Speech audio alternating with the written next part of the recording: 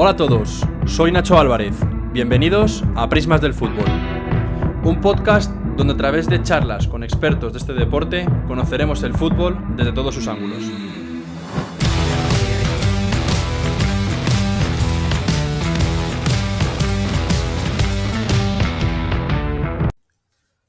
Pocas veces se me pasa el tiempo tan rápido. Creo que en esta ocasión a Javi Vázquez, nuestro invitado de esta semana, le ha pasado lo mismo. Cuando viene al podcast una persona tan cercana, sincera y que además tiene tanta pasión y conocimiento, es normal que sucedan estas cosas.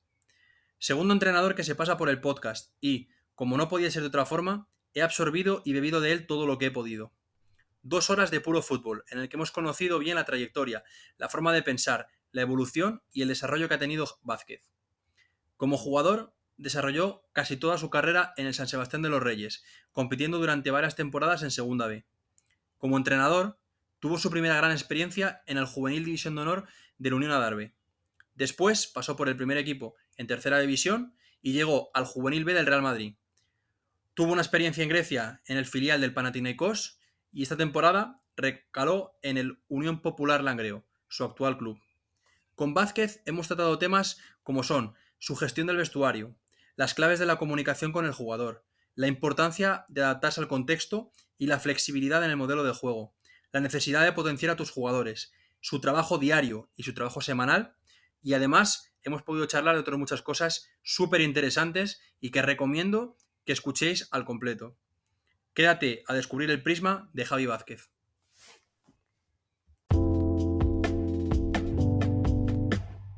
Bienvenido, Javi Vázquez, a Prismas del Fútbol.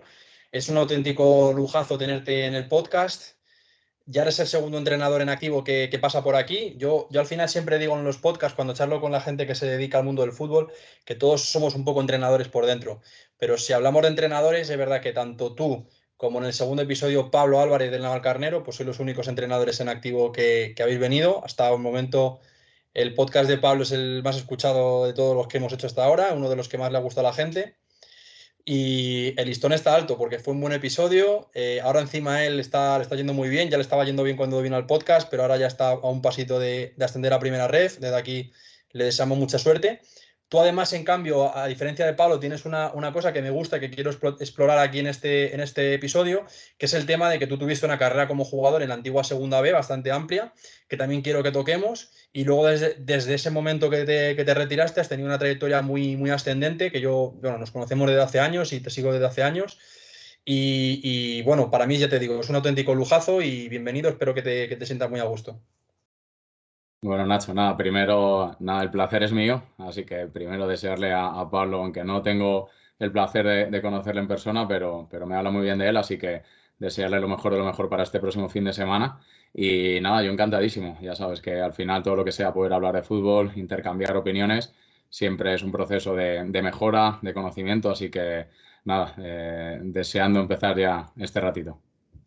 Vamos a charlar de muchas cosas que tengo pensado.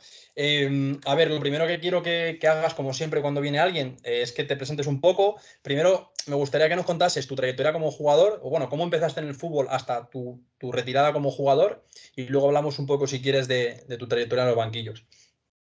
Bueno, sí es verdad que, bueno, como todo niño, pues quería ser futbolista, pero desde muy joven ya me picaba el gusanillo de ser entrenador. Así que creo que mi carrera como entrenador me sirvió y me ayudó mucho para ir creando un poco aquellas ideas o aquella manera en la que quería entrenar en el futuro. Llegué al Sanse creo que fue con 13 años, infantil de segundo año e hice toda mi carrera en la cantera del Sanse. A partir de ahí tuve la gran suerte, que fue un auténtico, pues imagínate, un orgullo, ¿no? Al final, cuando sales de una cantera, el poder llegar a debutar con el primer equipo, el poder llegar a ser capitán, a portar el brazalete y a jugar pues un número importante de partidos con el primer equipo, pues creo que es el sueño de muchos pequeñajos, ¿no? De muchos chicos que empiezan en ciertos equipos y en las escuelas y que al final quieren debutar con el primer equipo. Tuve dos experiencias fuera del Sanse. La primera fue en el Racing Club Portuense, allí en Cádiz, en el Puerto Santa María, Segunda B. Y después tuve otra en Getafe B, también Segunda B, que la verdad que fue una experiencia muy chula porque pude realizar varios entrenamientos también con el primer equipo. En su momento estaba Michel de entrenador Ujú. Y bueno, pues fue una experiencia muy buena. De ahí volví al Sanse y con 28 años pues decidí colgar las botas porque tenía muy claro que quería ser entrenador, que cuanto antes me metiera en el círculo, pues seguramente sería un poquito más fácil dentro de la complejidad que tiene todo esto. Y bueno, porque también entendí que bueno, yo pensaba que ya no iba a llegar a mucho más como jugador, así que cuanto antes me centrara en los banquillos, pues seguramente iba a ser un poquito más fácil. Fíjate, curioso que la semana pasada hablamos con Fer Ruiz, que también, no sé si coincidió contigo en el Sanse, porque él estuvo allí también. Sí. Pues hablaba con él y él comentaba bueno, que él tiene muchas ganas de ser entrenador, pero que quiere alargar todo lo que pueda al mundo del fútbol, que le encanta ser futbolista. Entonces me gusta ese contraste entre ambos. Uno que está deseando retirarse para ser Sí, entrenador sí. y otro que lo quiere alargar. ¿Cómo eras tú como jugador? Me refiero a nivel tanto técnico táctico como luego también a nivel de personalidad. ¿Eras de estos que era líder y que le gustaba meterse en el vestuario a mandar un poco? Bueno, a nivel más técnico-táctico te diría que era un 6 destructivo, así que con poca calidad, con muchas dificultades para ejecutar técnicamente lo que sí que veía, pero me era muy difícil poder ejecutarlo en el campo. Es verdad que ya veía el fútbol, o lo veía mejor de mi capacidad para ejecutarlo, lo cual a veces era un poco frustrante, ¿no? Porque, bueno, pues sí es verdad que físicamente era fuerte, tenía una gran capacidad para anticipar, para recuperar balones, usaba bien el cuerpo, era agresivo de manera bien entendida en los duelos y bueno, pues era el típico perro de presa de toda la vida, ese 6 que muchos entrenadores queremos. Y, y bueno, pues a nivel personal, pues sí, desde pronto, por el hecho de haber salido de la cantera del Sanse, pues fui capitán desde bien temprano. Y es verdad que yo creo que era una de las cosas que luego pues, me han llevado también a ser entrenador, ¿no? Pues ya desde joven era capitán, me gustaba intentar ayudar a los compañeros, les preguntaba constantemente, ¿no? Para si entendían las pautas que los entrenadores nos transmitían. Y es verdad que ya desde dentro del vestuario pues intentaba ejercer un poco de pegamento, intentaba crear la mayor cohesión grupal que podía y bueno, pues sí tenía ciertos atisbos, ¿no? De lo que luego a lo mejor como entrenador uno necesita. Fíjate que tú hablabas bueno, técnicamente, pues no eras un poco más limitado en ese sentido, pero la posición de 6 yo considero que es una de las que requieren un mayor conocimiento táctico y una mayor intuición del jugador, ya sea un 6 tipo Busquets, como con más salida de balón, o un 6 más defensivo. Al final, estas acciones que comentabas de anticipación, de leer, de saber dónde va a caer la segunda jugada, de saber a dónde va a ir el balón antes de que llegue, eso es muy de intuición y eso es muy de saber leer e interpretar el juego. Entonces, al final, yo creo que, hay bastante similitud entre tu demarcación en el campo y luego lo que has sido como entrenador. No sé tú qué opinas sobre esto.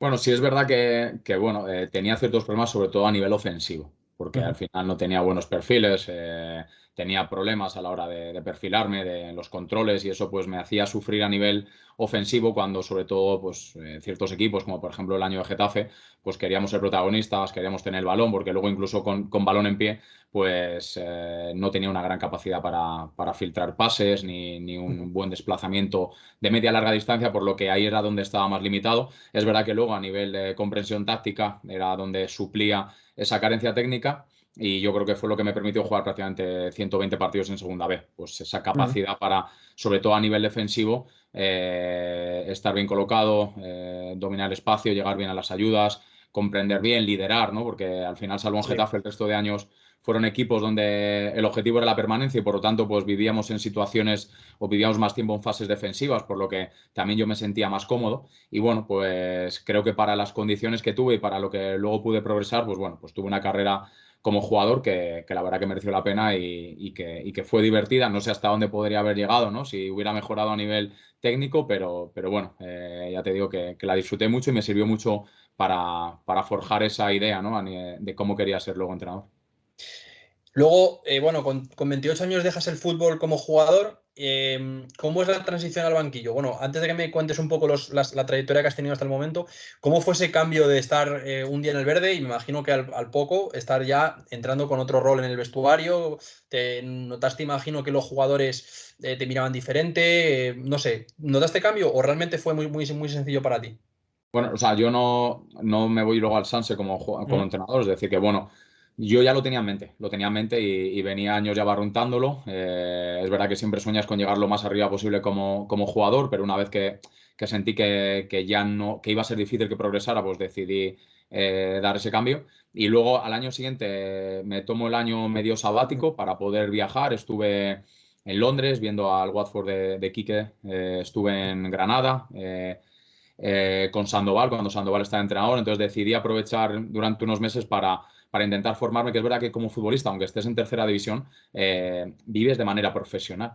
Aunque el sueldo no sea para ello, tú entrenas pues 5 días a la semana, salvo el martes, es decir, que no hay una diferencia abismal entre una segunda B, donde los jugadores son profesionales por el sueldo, y una tercera. Entonces, bueno, pues aproveché ese año para viajar, para seguir formándome. Estuve estudiando a la par 3 másters. Bueno, pues intenté dedicarle más tiempo a la formación y luego el año siguiente llegué ya como segundo entrenador al Sanse B, Ah, con Marín.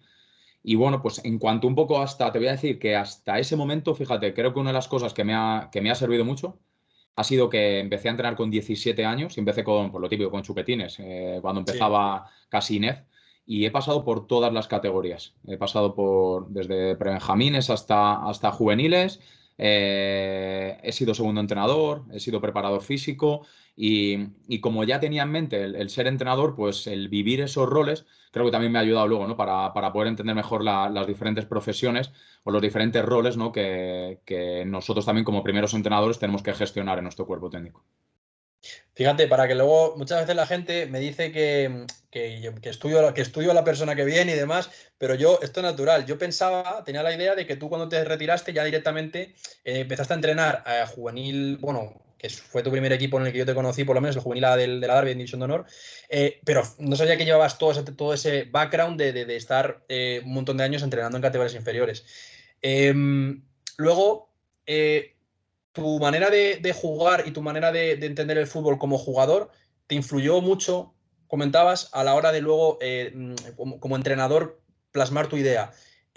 Cuando digamos que ya la etapa que quiero que empieces a contarnos un poco es tu siguiente paso, digamos, más a nivel, que es el juvenil A de la Darbe. ¿Tenía algo que ver el estilo de juego que tú tenías o que tú implantaste en ese Adarve con el que tú tenías como jugador? Bueno, pues la verdad que da para hablar un buen rato de esto. Yo como jugador sufría tanto con balón que creo que luego, primero porque yo creo que nosotros, ¿no? Somos un poco de la época de esa explosión de Guardiola y de ese modelo Ujú. de juego, ¿no? De ese juego posicional que creo que a nosotros nos coge con esos 10 y largos, 20 y pocos, y por lo tanto, bueno, pues también somos un poco consecuencia de las modas que vamos viviendo. Entonces, yo creo que entre lo que sufría yo con balón y que me hubiera gustado poder disfrutar a través de ese juego de posición, de tener más el balón, etcétera. Y un poco la época que coincide, pues esos años en los que, pues siendo joven, Guardiola pues está triunfando, pues mi modelo de juego ideal es un modelo de juego asociativo, en donde me gusta mucho el juego de posición, me encanta que los jugadores intentar ayudarles a que comprendan el juego para poder progresar a través de situaciones de superioridad, bien numéricas, bien posicionales, bien cualitativas. Y bueno, llego a Darbe, División de Honor, que es la primera experiencia que tengo. Después del Sanse como segundo, Ujú. estoy un año entrenando en Alalpardo, que yo era coordinador de la escuela, y ese año estuve entrenando al senior. Lo cogí en la jornada 5 y fue la primera experiencia como primer entrenador en mundo senior, que era un segunda regional, pero que además también te sirve mucho porque cómo conseguir que gente que no es para nada profesional, que vive el fútbol de una manera totalmente amateur, intentar que ellos lo vean de una manera lo más profesional posible, también es un auténtico reto. Por eso te decía que al final el hecho de haber pasado por todos los diferentes roles te va aportando muchas cosas que luego en el futuro pues te ayudan. Y en Adarve División de Honor llego con la idea de ese juego posicional, pero en la jornada 8 perdemos 3-2 en Majadahonda. Fíjate, jugando en Ganapanes, Eso te iba a decir. penúltimos, pues pasamos a jugar un modelo de juego de fútbol directo totalmente. Es decir, no era pegar por pegar, evidentemente teníamos muchos automatismos para poder llevar el balón a campo rival.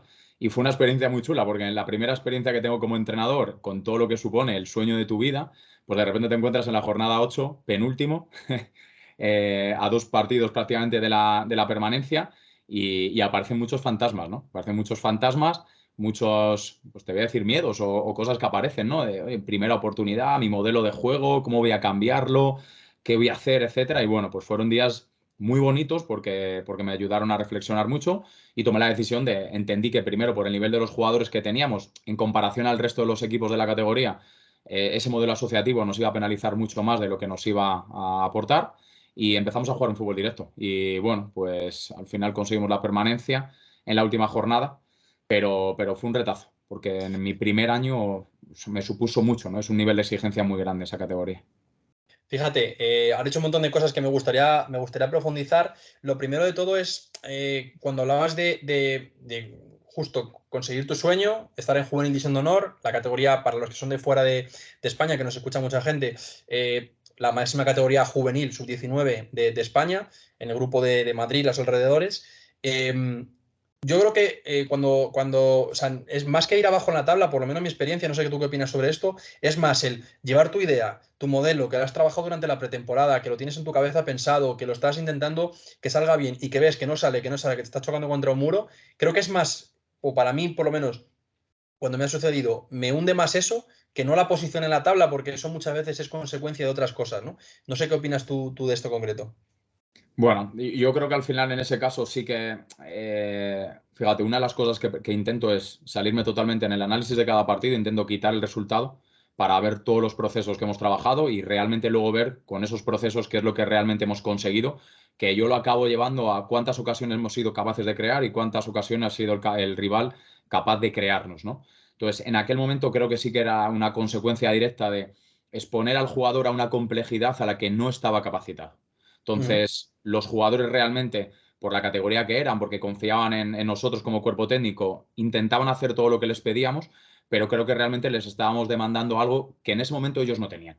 Claro. Entonces, a consecuencia de exponerles a algo que realmente ellos no es para lo que no estaban capacitados, pues nos encontramos con que el día en el que más ansiedad hay, que es el partido, pues imagínate ese día, porque al final en un entrenamiento, bueno, el míster te pide algo, al final tú estás compitiendo en un posible partido que hagas de entrenamiento entre esos propios jugadores, en donde al final el nivel es parejo, por lo tanto no llegas a enfrentarte a un rival que te vaya a reproducir o a simular la competición de una Claro. manera tan real.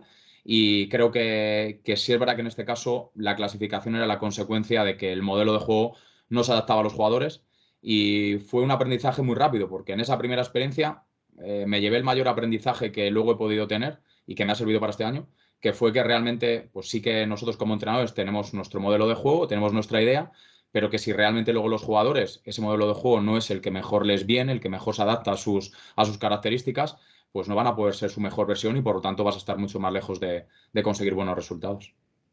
Justo eso que acabas de decir ahora me parece súper importante y además es lo que quería profundizar cuando has comentado ese cambio de chip que tuviste. Tú ahora cuando tienes propuestas de equipos a los que entrenar, ¿te estudias un poco cómo es el contexto del club en el que vas a estar? Porque al final yo creo que Darbe, la gente que sea de Madrid, que conozca un poco el club, es un club campo muy pequeño, con un césped en unas condiciones muy difíciles, un equipo que tradicionalmente tiene jugadores de la cantera grandes, fuertes, superiores en duelos. Entonces, ¿crees que es importante, tú como entrenador, hacer un poco de investigación donde vas para decir, oye, quizás aquí tengo que modificar más mi modelo de entrada? A lo mejor luego los jugadores son totalmente opuestos, pero no sé si te ha pasado más en el futuro. Sí, no, al final yo creo que es vital. Y yo creo que ahí, por ejemplo, he sentido que muchos clubes realmente se equivocan en la elección del entrenador. Porque eh, al final el club tiene que marcarte un poco. Si el club, hay clubes que es verdad que se adaptan más al entrenador y que pueden ir Mm. variando su manera de dirigir o su filosofía. Y luego es verdad que hay otros clubes que realmente tienen una idea y que los entrenadores a los que contratan, pues son entrenadores que cuadran con la idea que pretende el club, ¿no? Sobre todo yo creo Claro. que en el norte, en el País Vasco, en Navarra, etcétera, yo creo que son muy coherentes con ello. Tienen una idea mucho más clara del modelo de juego que quieren y evidentemente los entrenadores que contratan pues van en esa línea. En Mm. cuanto a mí, claro, es verdad que hay un punto en el que cuando eres joven y tienes que coger alguna oportunidad, pues a veces, pues bueno, pues la coges, ¿sabes? Y Mm. no analizas tanto y luego sabes que vas allí y te adaptas. Y yo creo que también el ser camaleónico en este sentido es bueno, porque ahí yo, fíjate, el otro día escuchaba de Sarabia, ¿no? Y creo que ahí hay un punto en el que parece que debemos llevar nuestro modelo de juego hasta el extremo Mm. porque si no lo llevas parece que el jugador no va a creerte. Y yo creo que luego hay una parte en la que si tienes los jugadores adecuados para ese modelo, entiendo que debes ir a muerte, pero si realmente llegas a ciertos contextos en donde tú no puedes o elegir a la plantilla o el perfil de jugadores, o llegas en mitad de una temporada, o por lo que sea a la hora de la confección de la plantilla, no puedes por un tema presupuestario encontrar los jugadores que quieres, creo que debes ser capaz de adaptarte, y ahí es donde está ese punto en el que, bueno, pues no hay una ecuación que te diga dónde seguir y dónde cambiar, ¿no?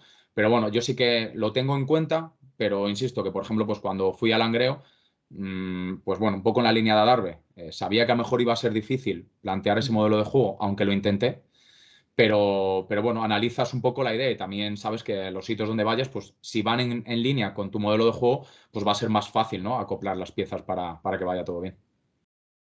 Quizás es lo que dices, es más importante que el club tenga claro, o el director deportivo, la persona que te llama, al fin y al cabo, que tenga claro el perfil de entrenador que está trayendo, que no que el entrenador tenga que hacer esa investigación. Está claro que es un 50-50, pero lo hablábamos con Luismi Patiño, que fue secretario técnico del Mérida, y él nos decía que para él uno de los errores que cometen los clubes en la planificación de la temporada es el entrenador.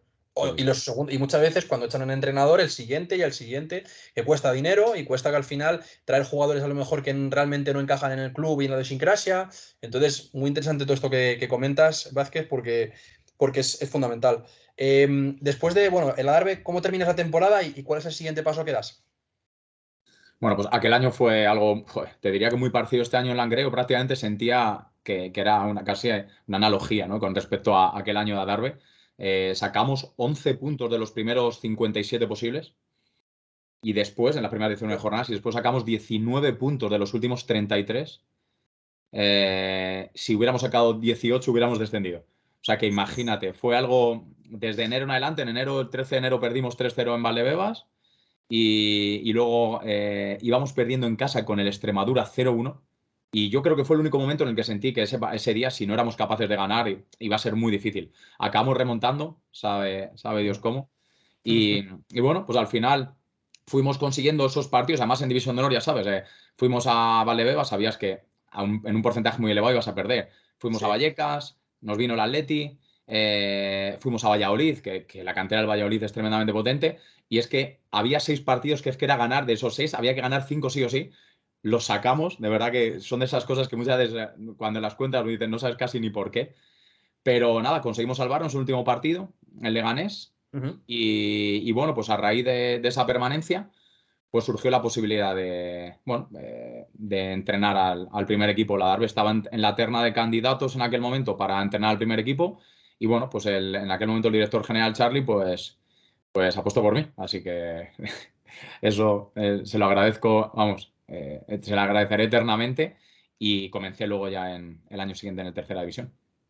Fíjate que debieron de ver en ti algo distinto que les gustó. No sé si fue ese Gen Adarve que es famoso aquí en todo lo que es la región, porque un equipo guerrero, un equipo competitivo. No sé si vieron también eso en ti.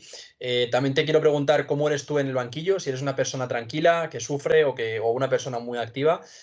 Porque que decía que tenían que haber visto algo en ti porque sí que salvaste el equipo, objetivo cumplido, pero de forma agónica. Y confiaron en ti para darte las llaves del primer equipo que en esa categoría tercera era un barco de lujo prácticamente, esa Darby.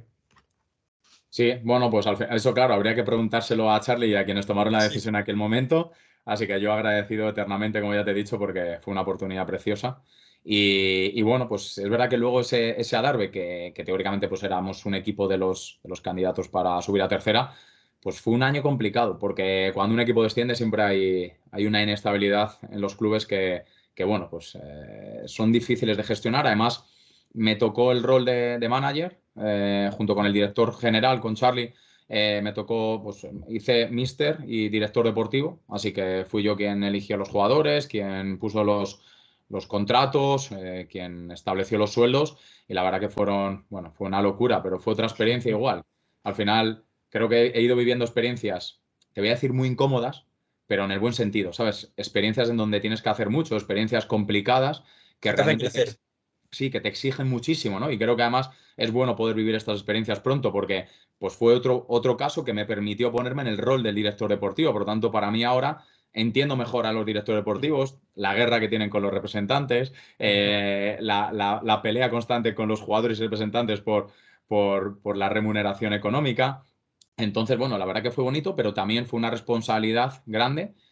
y me permitió elegir a los jugadores que yo quería. Entonces, es verdad que también el jugador cuando ve que ya no solo le está firmando un equipo, sino que le firma el míster, que es el director deportivo, porque le quiere sí o sí, pues creo que con eso, dentro de la dificultad que me supuso 1 mes y medio, 2 meses de auténtica locura, o sea, te digo, de dormir muy poco, porque llamadas hasta incluso a las 5 de la mañana, recuerdo con el representante de Maganto, o sea, a las 5 de la mañana, Nacho, o sea, te lo digo de verdad, fue algo que no olvidaré jamás, ahí en el ¿Por qué sofá de esa mi casa. hora?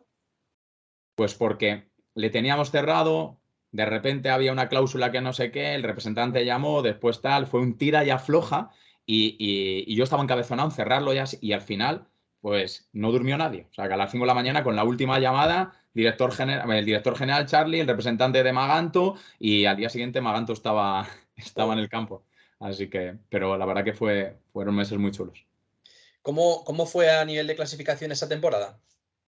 Pues bueno, perdona que antes no te he dicho que me he ido en cuanto al tema de la dirección de partido. Ujú. Así.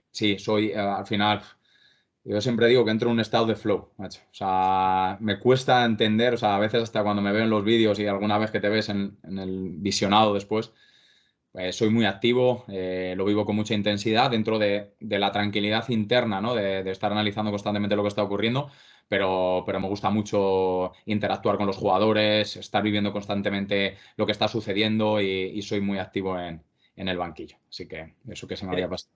¿Crees que eso, te aprovecho para hacerte una mini pregunta, ¿crees que eso ayuda o transmite al jugador ese carácter? Porque yo, por ejemplo, sí que soy más de lo opuesto.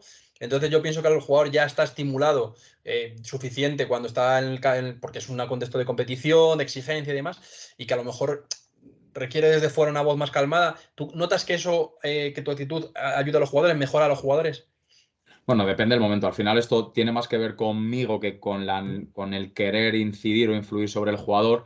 Evidentemente, creo que ahí nosotros debemos intentar modular lo que está ocurriendo en el campo. Es decir, si hay un momento en el que el grupo está nervioso, tu actitud desde el banquillo debe ser una actitud tranquila, porque al final, como estas que decíamos, ¿no? Cuando esto entre dicen tranquilo y están diciendo tranquilo y están berreando, ¿no? Histéricos. Al final no estás transmitiendo tranquilidad. O sea, me refiero sí que soy activo, pero intento que en todo momento lo que transmito desde el banquillo sea lo que le puede venir bien a los jugadores. Y en este caso, pues por ejemplo, cuando vas a campos en donde hay bastantes aficionados, te das cuenta de que es que ni llegas a los jugadores. O sea, que cuando el campo está lleno, hay 4.000, 5.000 personas, el entrenador en la banda prácticamente, salvo al lateral, al extremo que puedas tener cercanos, el jugador prácticamente no te escucha, ¿no? Entonces, bueno, tiene más que ver con cómo lo vivo yo e insisto que al final intentando ajustarme para que en todo momento el mensaje que mando y la manera en la que tengo de transmitir siempre se adapte a cómo ayudar a que el equipo esté compitiendo de la mejor manera. Eso es clave, es clave. Es verdad que, lógicamente, hay momentos en los que requiere que el equipo suba la intensidad y otros en los que requiere que el equipo esté tranquilo porque que tenga cabeza fría y analice mejor las cosas. Continúa con lo que estabas comentando de la Derby. Bueno, me preguntabas, ¿no? Por cómo Sí, acabamos el ese año, ¿no? resultado. Sí. Sí, fue el año de la pandemia, entonces se paró allá por marzo y acabamos segundos, acabamos jugando el playoff de ascenso, en donde caímos en semifinales con el Alcorcón B.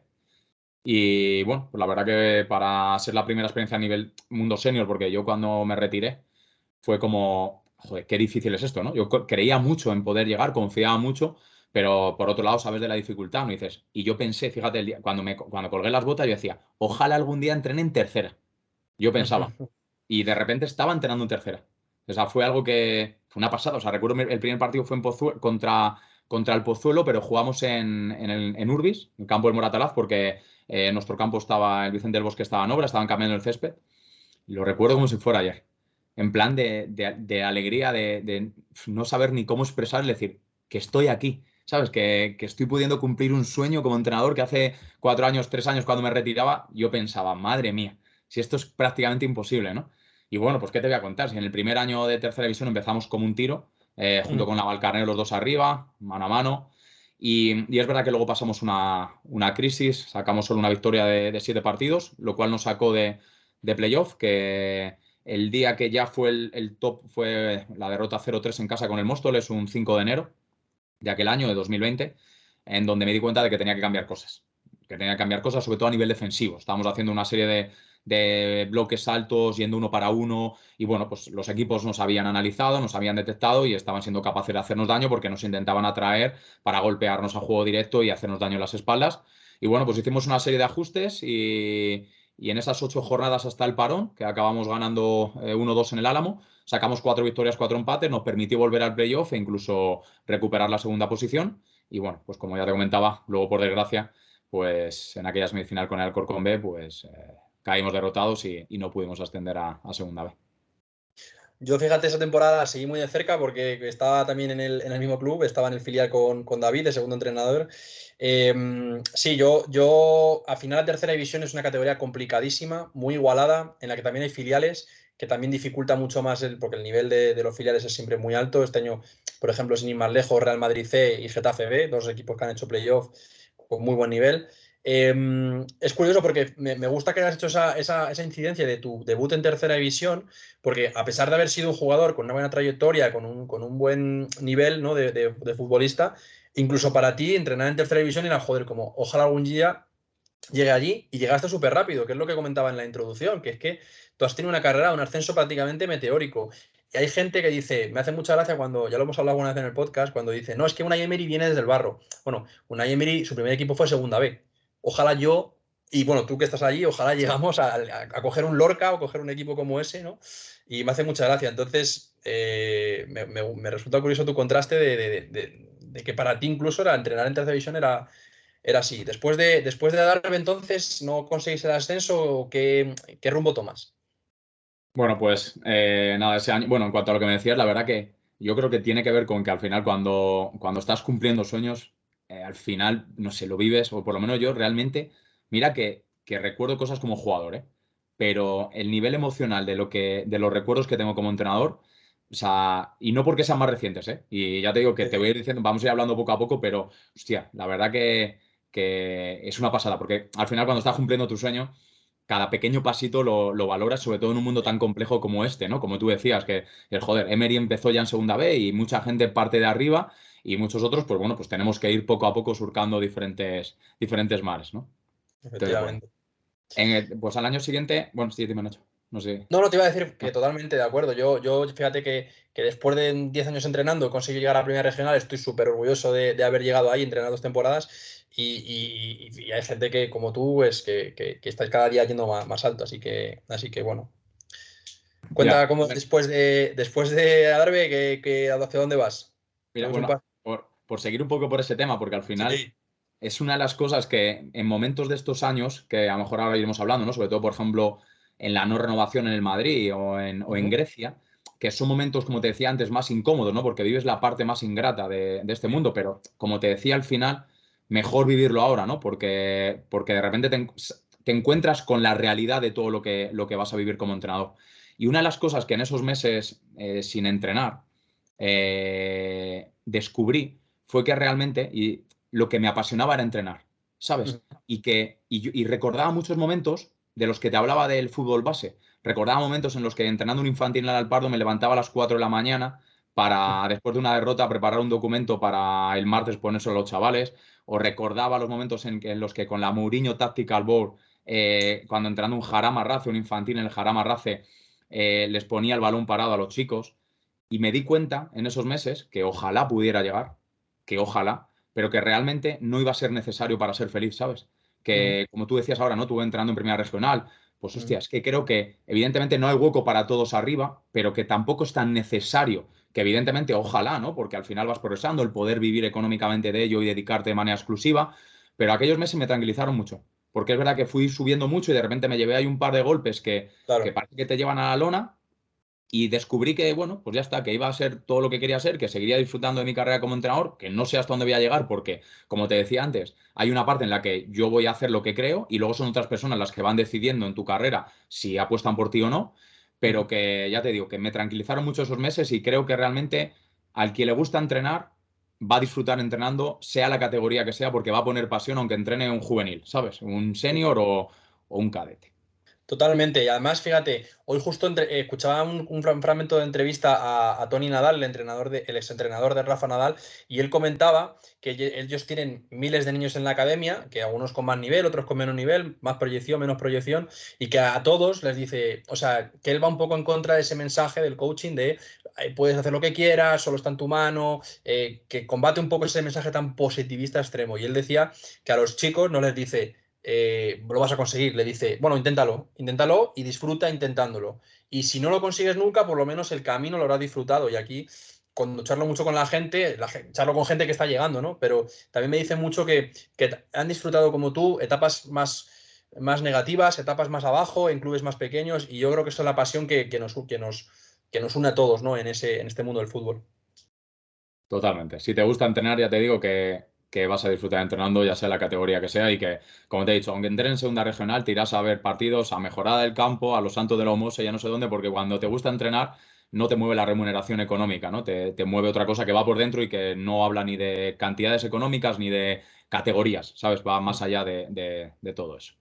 Quiero preguntarte, antes de que continúes con tu trayectoria, quiero hacerte un inciso. ¿Tú crees que es necesario? Has hablado de que no hay sitio para todos en la élite y que hay mucha gente muy buena que está en categorías inferiores o en categorías regionales. ¿Crees que es importante que la gente, los entrenadores, se diferencien de alguna manera o se especialicen en un sistema, en una idea, en un modelo de juego concreto, que eso les va a ayudar a destacar un poco entre la multitud? Claro, ahí es donde creo que sí es verdad que si tienes una identidad un poco más marcada, va a ser más fácil que llegues por un cierto camino. Es verdad que si tienes una identidad marcada, va a haber otros caminos que evidentemente Claro. no vas a poder surcar, ¿no? Bueno, a día de hoy creo que, como te decía antes, que ser camaleónico es lo mejor que puedes tener, porque para poder llegar arriba no siempre vas a poder ir por el camino que tú quieres, dado que como hay tanta competencia en este mundo, un día te puede tocar, pues como a mí, pues irte al Langreo y tener que jugar después de 8 jornadas un fútbol directo. Entonces, a la larga, creo que es importante que tú tengas tu imagen de marca, que al final tú seas un entrenador y que realmente cuando la gente hable de ti o que tú mismo, ¿no? Que tengas claro unas ideas, pero a partir de ahí, fíjate, yo creo que a día de hoy más que el encabezonarte en ir con un mismo modelo de juego y pase lo que pase, tengo que llegar por esa línea, que seguramente algunos sí que llegan, porque seguramente va a haber clubes que van a ir apostando por ese perfil de entrenadores. Creo que también otros clubes, a lo mejor el camino no tiene por qué ser único, ¿no? Y que a lo mejor en esa flexibilidad y poder tocar diferentes caminos, puedes acabar llegando. Pero bueno, sí que creo que al final debes tener una serie de rasgos que te caractericen como entrenador, que lo voy a llevar incluso por encima del modelo de juego, ¿eh? O sea, incluso a nivel de Sí. personalidad o a nivel de cuando la gente, oye, este entrenador es tal, incluso que esa característica sea, este entrenador es capaz de adaptar su modelo de juego a los diferentes contextos. Entonces, bueno, pero sí que haya una serie de cosas que te identifiquen. Luego también está claro que en cada una de las fases tú puedes tener un juego directo, o sea, tú puedes en fase ofensiva que te guste un juego directo, pero luego hay muchas maneras de ejecutarlo. Es decir, puedes llegar por fuera, puedes llegar por dentro, puedes acumular en última zona, puedes en primera zona iniciar en corto, luego puedes, no sé, jugar con dos puntas, jugar con extremos, sin extremos, en fin, hay mil variantes, que yo creo que esa es la clave del que sabe realmente dominar un estilo de juego y una idea de juego, que sepa modificar y retocar las cosas en función de los contextos de los rivales, del equipo propio y demás. Totalmente. Además, yo creo que tener una idea sobre la que trabajar es vital, pero creo que cada día más, por cómo está evolucionando el fútbol, es vital que tus equipos no sean previsibles. Porque cuando eres previsible es mucho más fácil para el rival poder neutralizarte. Y creo Claro. que dada la riqueza que actualmente el fútbol a nivel táctico está teniendo y un poco el perfil de entrenadores que va saliendo, yo desde luego soy un enamorado de tener esa variabilidad, de tener riqueza táctica tanto a nivel ofensivo como defensivo, como incluso en transiciones. Sí es verdad que no puedes marear al jugador, es decir, tiene que haber una idea de base sobre la cual, a partir de eso, bueno, pues con una serie de principios para cada uno de los momentos del juego, pues que el jugador desde ahí, pues luego tenga una cierta libertad para poder ejecutar en el campo en base a lo que también esté ocurriendo, ¿no? Qué interesante lo de al final, ahora charlaremos de eso después, un poco de cómo te gusta a ti que el jugador se comporte dentro del campo y sobre el plan de partido y demás, charlaremos un poco más adelante. Ahora quiero volver otra vez a tu trayectoria para que te acabemos de conocerte. Después de la Darbe, esa temporada, solo estás una temporada, ¿dónde vas después? Pues voy al Real Madrid, Juvenil B. Además fueron ahí unas semanas porque antes de jugar el playoff lo jugamos como creo que 18 de julio, si no recuerdo mal.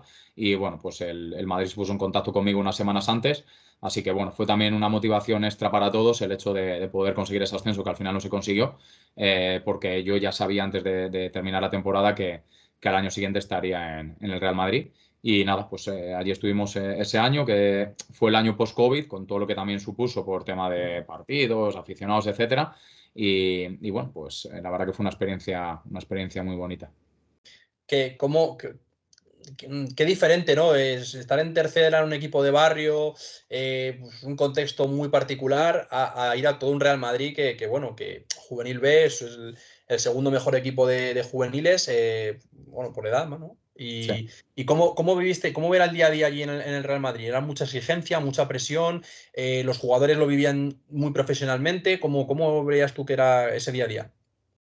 Sí, al final el Real Madrid hay que estar dentro para poder vivirlo y fue otra experiencia que me aportó muchas cosas porque es verdad que al final es un entorno, te diría, bastante salvaje. Es un entorno en donde la incomodidad está en el día a día, es decir, que hasta el día que ganas te preguntan por qué de tal minuto a tal minuto fuiste dominado, es decir, que el nivel de exigencia que te encuentras dentro es muy grande para los jugadores también, porque al final todos viven de manera profesional del fútbol y encima están ya a 2 pasos de la élite, es decir, no es un alevín, es decir, que al final ellos mismos saben que están a 2 pasos de empezar a surcar su carrera como profesionales en el mundo senior y bueno, pues hay muchos intereses, hay muchas cosas. Allí realmente lo que más aprendí a lo largo de la temporada en el Real Madrid fueron la gestión de todos los elementos externos a lo que realmente nos enseñan cuando estudiamos los diferentes niveles de entrenador, ¿no? Al final tú vas ahí a estudiar los diferentes niveles, te hablan de técnica, de táctica, de metodología y muchas cosas que al final pues, son necesarias porque si no es muy difícil poder ir progresando, pero allí lo que realmente comprendí y aprendí es cómo poder vivir en un entorno, cuando he dicho salvaje, me refiero a un entorno incómodo, un entorno donde la complejidad, la exigencia es muy grande en el día a día, donde hay muchos intereses alrededor, en donde al final tú como entrenador tienes un rol, te voy a decir que poco relevante incluso en muchos otros momentos, porque al final, y es lógico, ¿eh? En una cantera los Sí, importantes son los jugadores, tú claro. estás ahí para ayudar a que esos jugadores puedan llegar a ser esa perla que necesita el primer equipo y fue una experiencia bárbara, porque cuando sales de un entorno tan complicado, tan difícil, con tanta adversidad y tanta dificultad como pude vivir, y al final sales vivo, pues sales mucho más fuerte a nivel personal. Sentí que a pesar de no seguir y que decidiera el club que, bueno, pues allí renuevas año a año, pues ellos decidieron que yo no continuara, pues fue espectacular. O sea, recuerdo esa experiencia, pues eso, un año muy incómodo, pero qué bonito porque vivir todas esas dificultades que pude ir viviendo, manejarlas, gestionarlas, convivir con esa ansiedad del día a día, de qué hago por un lado, por otro, te lleva a reflexionar sobre muchas cosas que otros entornos, como por ejemplo la Darbe, pues no te Claro. exponían a esos dilemas, a esos problemas, a esas situaciones. Está claro que al final nos guste o no nos guste, eso es una parte del fútbol. Y cuanto más alto estás al nivel, más lejos llegas, más intereses hay económicos de clubes, de directivas, de representantes, de jugadores. Al final lo hablábamos con Fer la semana pasada, el jugador es muy egoísta por naturaleza. Y es lógico que ya eso al final, el jugador tiene como entrenador tú puedes estar 40 años entrenando, pero como jugador no puedes estar 20. A un nivel de élite, no, a un nivel profesional no puedes vivir más de 20 años con suerte, pues es que tienes que estar al máximo y es muy feroz, que es lo que tú decías, salvaje, feroz, esa competencia. Y yo también me quedo con una cosa que has dicho, que es que en ese entorno tan hostil y tan incómodo es realmente donde yo creo que aprendes mucho y es el tópico que se dice siempre, que en las temporadas en las que más dificultades tienes con plantilla, con directiva, con la liga, o sea, con la competición, es cuando realmente yo creo que cuando tú sacas lo que tienes dentro y te aferras a todo y cuando acaba la temporada, sobre todo si acaba bien, aunque sea sufriendo, cumple los objetivos, es como te pasó en el Adarve en tu primer año, es como, joder, ha sido una campaña de crecimiento y encima lo he conseguido. Sí, bueno, es verdad que allí, a ver, conseguir el objetivo de rendimiento es mucho más sencillo que en otros lados, Sí, porque al final tienes a los mejores jugadores. Yo la verdad que en ese sentido los jugadores fue un espectáculo el trato con ellos y fue una de las cosas más bonitas que me llevé. Y al final, en base a lo que decías, es que ya no solo para el fútbol, en la vida, es muy fácil desde fuera hablar. Es decir, si algún día a mí me pasara esto, yo haría, ya, hay que vivir el momento. Y cuando estás allí y cuando estás bajo o una emoción incómoda o bajo un estado de ansiedad porque hay un entorno o una circunstancia que te genera amenaza, es ahí. Y es ahí realmente donde decides cómo actuar. Entonces, cuando independientemente de todo ese entorno actúas en base a los valores que quieres y sigues una línea que tienes claro, pues es increíble. Sales de allí y dices, bueno, pues es para estar orgulloso, ¿no? Porque ante esa dificultad, el poder haber mantenido una línea, el poder haber no claudicado ante ciertas cosas y haber sido valiente en ciertas tomas de decisiones, pues la verdad que fue muy bonito a nivel personal. Ya fue un año muy duro, por lo que te decía, por mucha Sí. incomodidad, pero que cuando acabó, desde luego que tenía una sensación de plenitud, de conciencia tranquila, de algo muy bonito. La verdad que una sensación muy chula.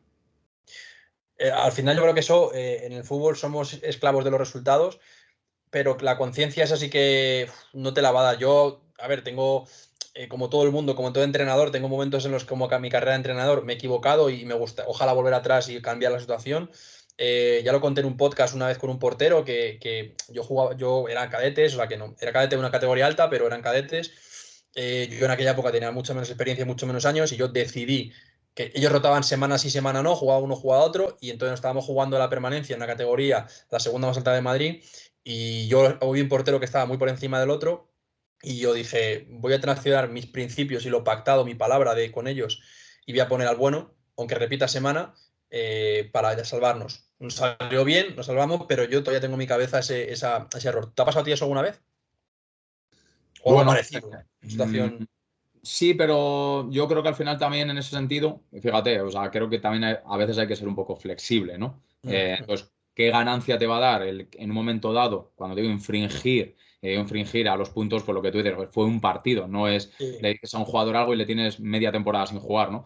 Yo creo que a los puntos en un momento dado, creo que tener flexibilidad y saber adaptarse al entorno es bueno, porque también cuando al final vas o eres demasiado intransigente en cuanto a ciertas cosas, creo que es malo también. O sea, que por eso digo que hay muchas cosas que ¿dónde está el punto? Pues yo creo que debes ir en línea con tus valores, te diría que un 98% de las situaciones, pero seguramente a lo largo de la vida pues habrá un 2% en el que, siendo honesto y claro, es decir, siempre y cuando pues tú en ese caso, hablando con el portero de turno, hablando con un jugador Sí. y diciendo, oye, pues mira, habíamos hablado esto, pero al final no ha sido así. Yo, por ejemplo, he tenido este año un caso con un jugador, con Keige, que le firmamos en diciembre, con vistas a la idea de modelo de juego con la que llegué allí en Langreo y decidimos cambiar a finales de enero y realmente hablé con él y le pedí perdón. Le dije, Keige, o sea, hablé contigo cuando te iba a firmar sabiendo que ibas a ser un jugador importante para el modelo de juego que en aquel momento tenía en mente y ahora mismo, pues, evidentemente me es más difícil ponerte, ¿no? Pues creo que a veces, evidentemente, en ese proceso de cambio que vivimos en la vida, pues debemos ser flexibles y cuando toca cambiar, pues creo que por lo menos ser honestos, ser claros, ser directos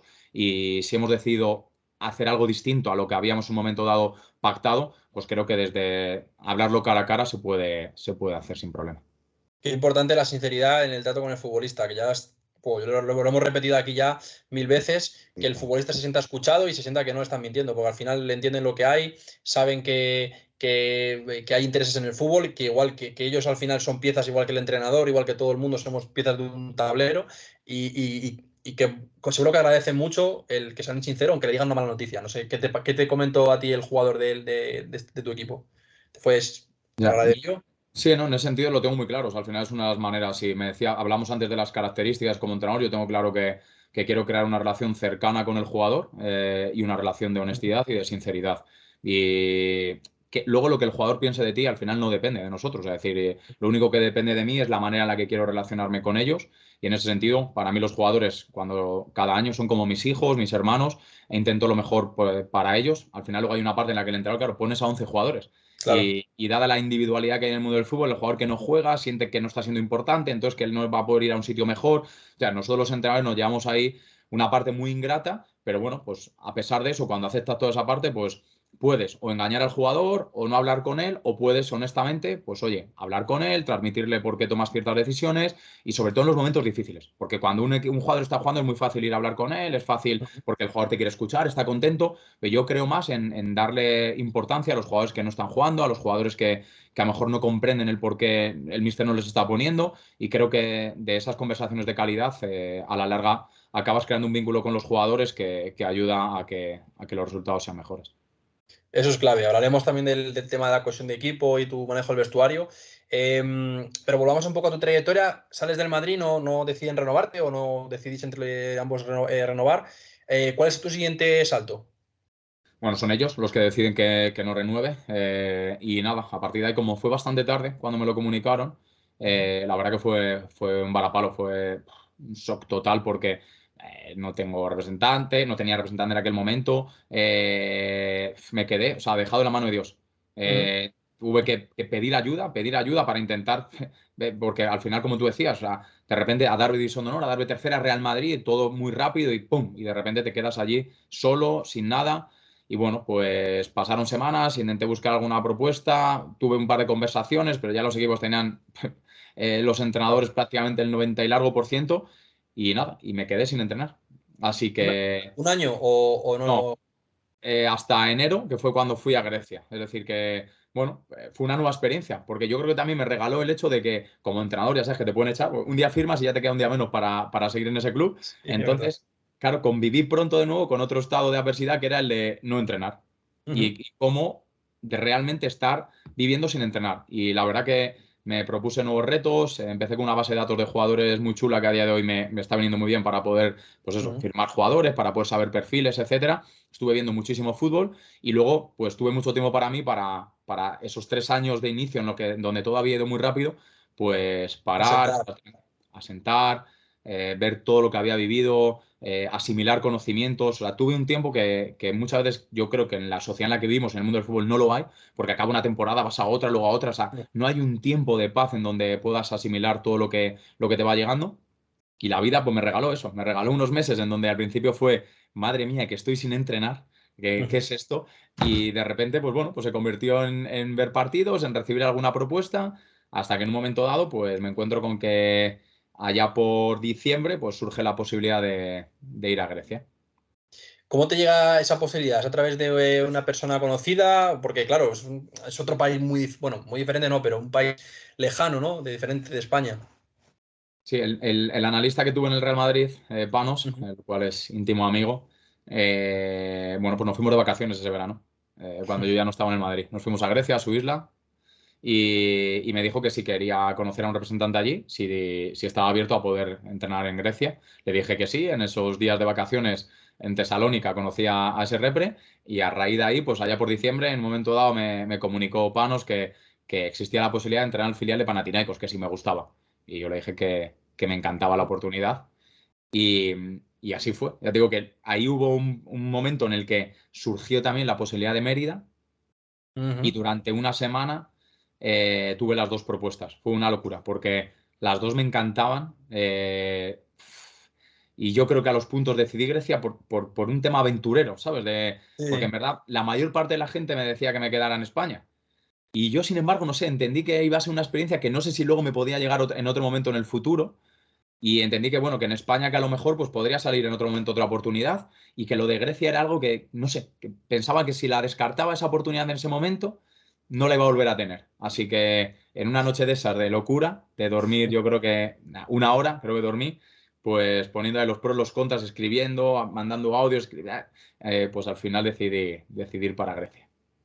Qué bonito también esa emoción, ¿no? Me imagino de al final, oye, o sea, bendito problema, ¿no? Tener que decidir entre dos proyectos que te gustan y que son atractivos. Al final en Mérida, fíjate que además está yendo hacia arriba. Sí, Pero yo creo también, si yo me pusiera en tu tesitura, que me estaba poniendo mientras estabas contando, yo también quiero que sí, hubiera tirado a Grecia, fíjate, porque es más sí. exótico. Al final Mérida, pues el fútbol da muchas vueltas, a lo mejor tienes la oportunidad, pero Grecia es otro sitio que a lo mejor nunca hubieras llegado si no tuvieras tenido ese contacto con esa persona, ¿no? Sí, bueno, eso es lo que sentí. Ya te digo que Mérida me encantaba. O sea, mi padre es Sí. extremeño, el cariño del club, del presidente, fue espectacular y me dio una pena que no te puedes imaginar. Así que luego me he alegrado muchísimo de todo lo bien que les está yendo. Pero eso, es que sentía Grecia y me ilusionaba. Había un punto como de emoción de, hostia, ir al extranjero, otro club grande, ¿no? Uno de los clubes más grandes, aunque ahora Panathinaikos está, pero uno de los dos grandes clubes de Grecia. Buah, pues la verdad que fue ese puntito el que me llevó a decantarme por aquella aventura. ¿Y cómo es el fútbol allí? Es decir, háblanos un poco de la afición. Imagino que habrá mucho apasionado y sobre todo en un club como el Panathinaikos, infraestructuras, profesionalidad de los clubes. No sé en qué categoría juega el Panathinaikos, si ahí tienen los filiales aparte o si juegan también dentro de la categoría, la estructura normal. Sí, estábamos en segunda división, así que Ujú. imagínate, fútbol Wow. senior y nivel muy competitivo. Es verdad que a nivel de, te diría, el nivel de aquellos equipos, había equipos, los equipos más top tenían muchos jugadores internacionales, te podría decir, pues a lo mejor un segunda división de aquí bajo, un primera red potente, y luego había pues otros equipos que sí tenían un nivel, pues un primera red bajo, segunda red, había como un mix, es decir, el nivel de la segunda griega es más bajo que el de la segunda española, sin duda. Y allí, bueno, allí viven el fútbol de una manera increíble. Yo me lo pasé espectacular. Llegaron a lanzar una botella en los estadios. O sea, te lo juro que parecían guerras. O sea, había veces que de lo que estaban allí con petardos, con de todo, bengalas, una auténtica locura. O sea, bestial, bestial. Además, bueno, hace unos años salió el presidente de un club con una pistola al campo a Sí, decirle sí, algo, sí. no sé si al árbitro o quién era, pero vamos, yo Sí, recuerdo esa bueno. imagen, la tengo. Más o menos sé la historia, no sé, porque al final fue el presidente de PAOK y bueno, me contaban la historia que no era tanto que había bajado, pero bueno, sí, al final, o sea, es un país complejo para eso, ¿no? Es un país complejo y ya te digo que igualmente me aportó muchas experiencias el salir fuera, el tener que comunicarte con los jugadores en otro idioma. Bueno, al final también te exige, porque nosotros éramos un filial, ellos querían formación de jugadores, nos Ujú. enfrentábamos a equipos que aquello era una guerra. O sea, era guerra, era duelos, era batalla, los campos en malas condiciones, la gran mayoría.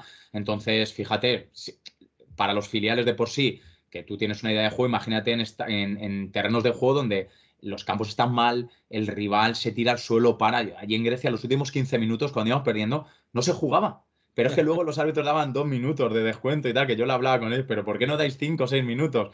Bueno, pues en ese sentido, otra experiencia chula porque me exigió como a través de un determinado modelo de juego asociativo intentar exprimirlo para poder en aquel entorno tan difícil, ¿no? De Ujú. dificultad, de duelos, de aguerrido, de apretar, de amenazar, pues a ver cómo podíamos sacar los mejores resultados. ¿Y cómo te fue allí en Grecia? ¿Cuánto tiempo estuviste? ¿Qué tal fueron los resultados y demás?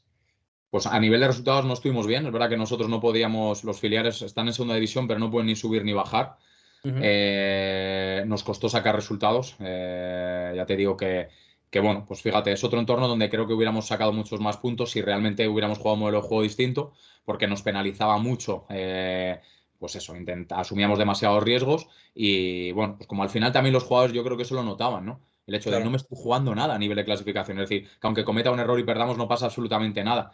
Y bueno, pues estuve allí 6 meses, desde que firmamos en enero hasta junio.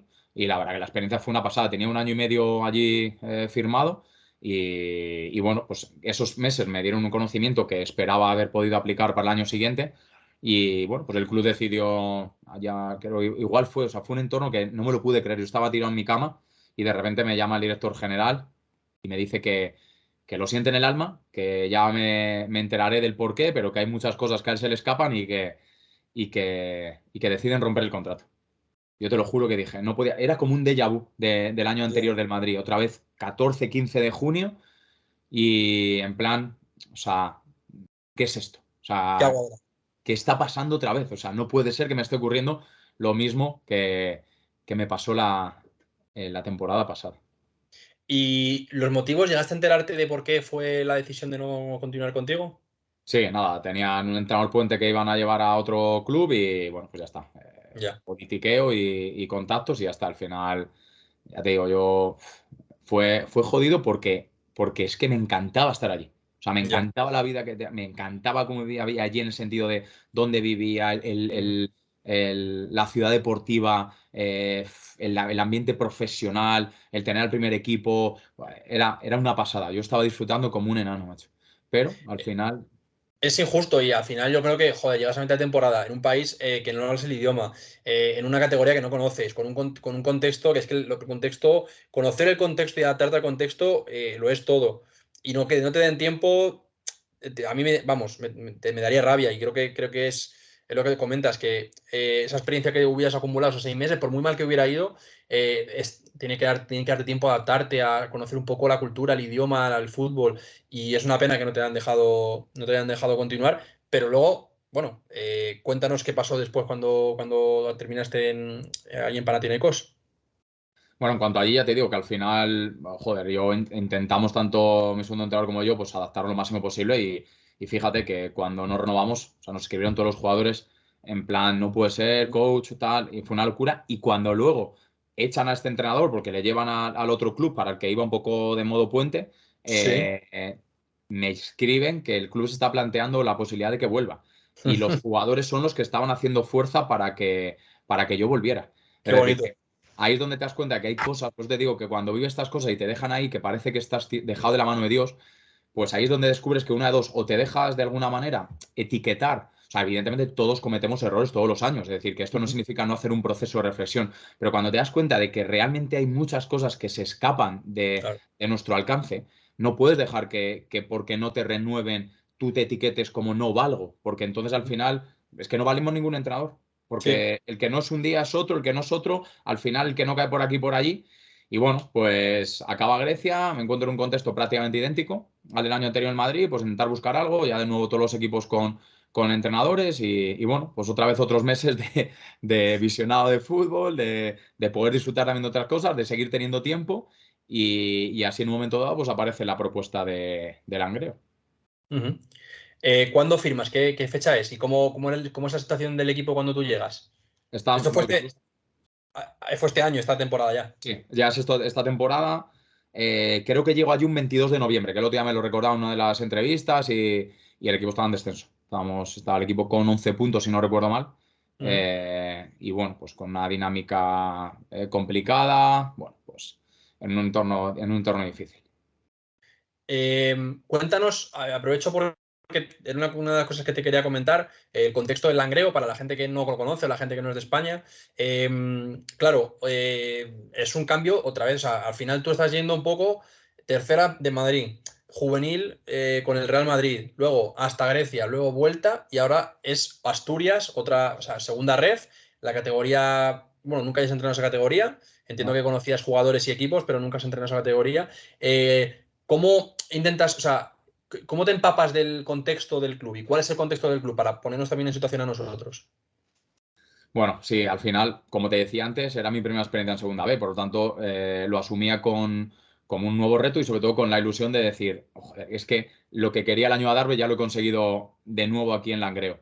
Allí, pues el contexto es bueno, pues en un club que tiene un presupuesto bajo, que al final, pues es un poco equipo ascensor de hace 30 años, porque al final es una ciudad minera, pues había mucho dinero, pero con el cierre de las minas, pues el equipo, pues al final, evidentemente ha ido perdiendo inversión y bueno, pues un equipo un poco ascensor, segunda B, tercera y bueno, pues surgen dudas a la hora de tomar la decisión, ¿no? Porque al final, pues seguramente no era, te voy a decir, el mejor proyecto, pero claro, hubo un momento en el que realmente, valorando sobre ello, dije, pero ¿cuál es el buen proyecto? ¿No? Y cuál es, no hay un proyecto perfecto y evidentemente yo no he entrenado nunca en segunda B, por lo tanto, a pesar de que yo pensaba, joder, Real Madrid, Grecia, Darbe, etcétera, pero realmente yo en esa categoría nunca había entrenado, así que, bueno, pues entendí que era un nuevo paso que quería surcar y que también tenía todos esos elementos difíciles de los que te digo que parece que muchas veces tendemos como seres humanos a evitar y sin embargo yo me he dado cuenta de que casi cuanto más vas hacia la incomodidad, más creces, ¿no? Entonces, bueno, pues iba a un entorno con un proyecto que era para la permanencia, con un presupuesto bajo y en un contexto en el que en ese momento pues estaba, si no recuerdo mal, antepenúltimos en la clasificación. Ujú. De tu llegada, como nos has hecho un poco el spoiler al principio, llegas con una idea de juego, intentando llevar lo que tú sientes, ¿no? al equipo, y te encuentras que tienes que cambiar, ¿no? De un poco de enfoque porque no estás consiguiendo el resultado que esperabas. Sí, creo que lo mejor que me pudo pasar allí fue, a ver, o la idea que tenemos, ¿no? Entrenador nuevo, victoria segura, ¿no? Parece que cuando llega un entrenador de repente hay una tecla que lo cambia todo y por suerte no fue así y durante las primeras 4 jornadas conmigo cosechamos 2 puntos y con 2 empates y 2 derrotas y nos fuimos al parón navideño. Y bueno, pues en esas 4 semanas intentamos evidentemente llevar a cabo ese modelo asociativo que también el anterior entrenador había intentado llevar a la práctica. En la primera jornada, cuando llegamos en enero, ganamos al Palencia, Cristo Atlético en casa. Fue la primera victoria conmigo. Bueno, iba a decir en el banquillo, en este caso no, porque me expulsaron la jornada anterior contra el Avilés. Así que fue desde la zona de prensa y en la sala de prensa. Y bueno, la semana siguiente fuimos a Valladolid. Intentamos dominar a través del balón, a través de la posesión. No obtuvimos nada, sino todo lo contrario. Acabamos perdiendo 2-1. Y luego jugamos después de Valladolid, vamos a Laredo, y es el primer partido en el que yo ya tengo claro que al menos fuera de casa vamos a jugar de una manera totalmente distinta. Entonces pasamos a jugar fútbol directo, colocamos 2 puntas y bueno, a través de unas situaciones para atraer, y una vez que estábamos en campo rival sí que hacíamos progresar a uno de nuestros laterales para crear una estructura de 3 y jugar pues, una situación de un 3-1, 4-2 aproximadamente.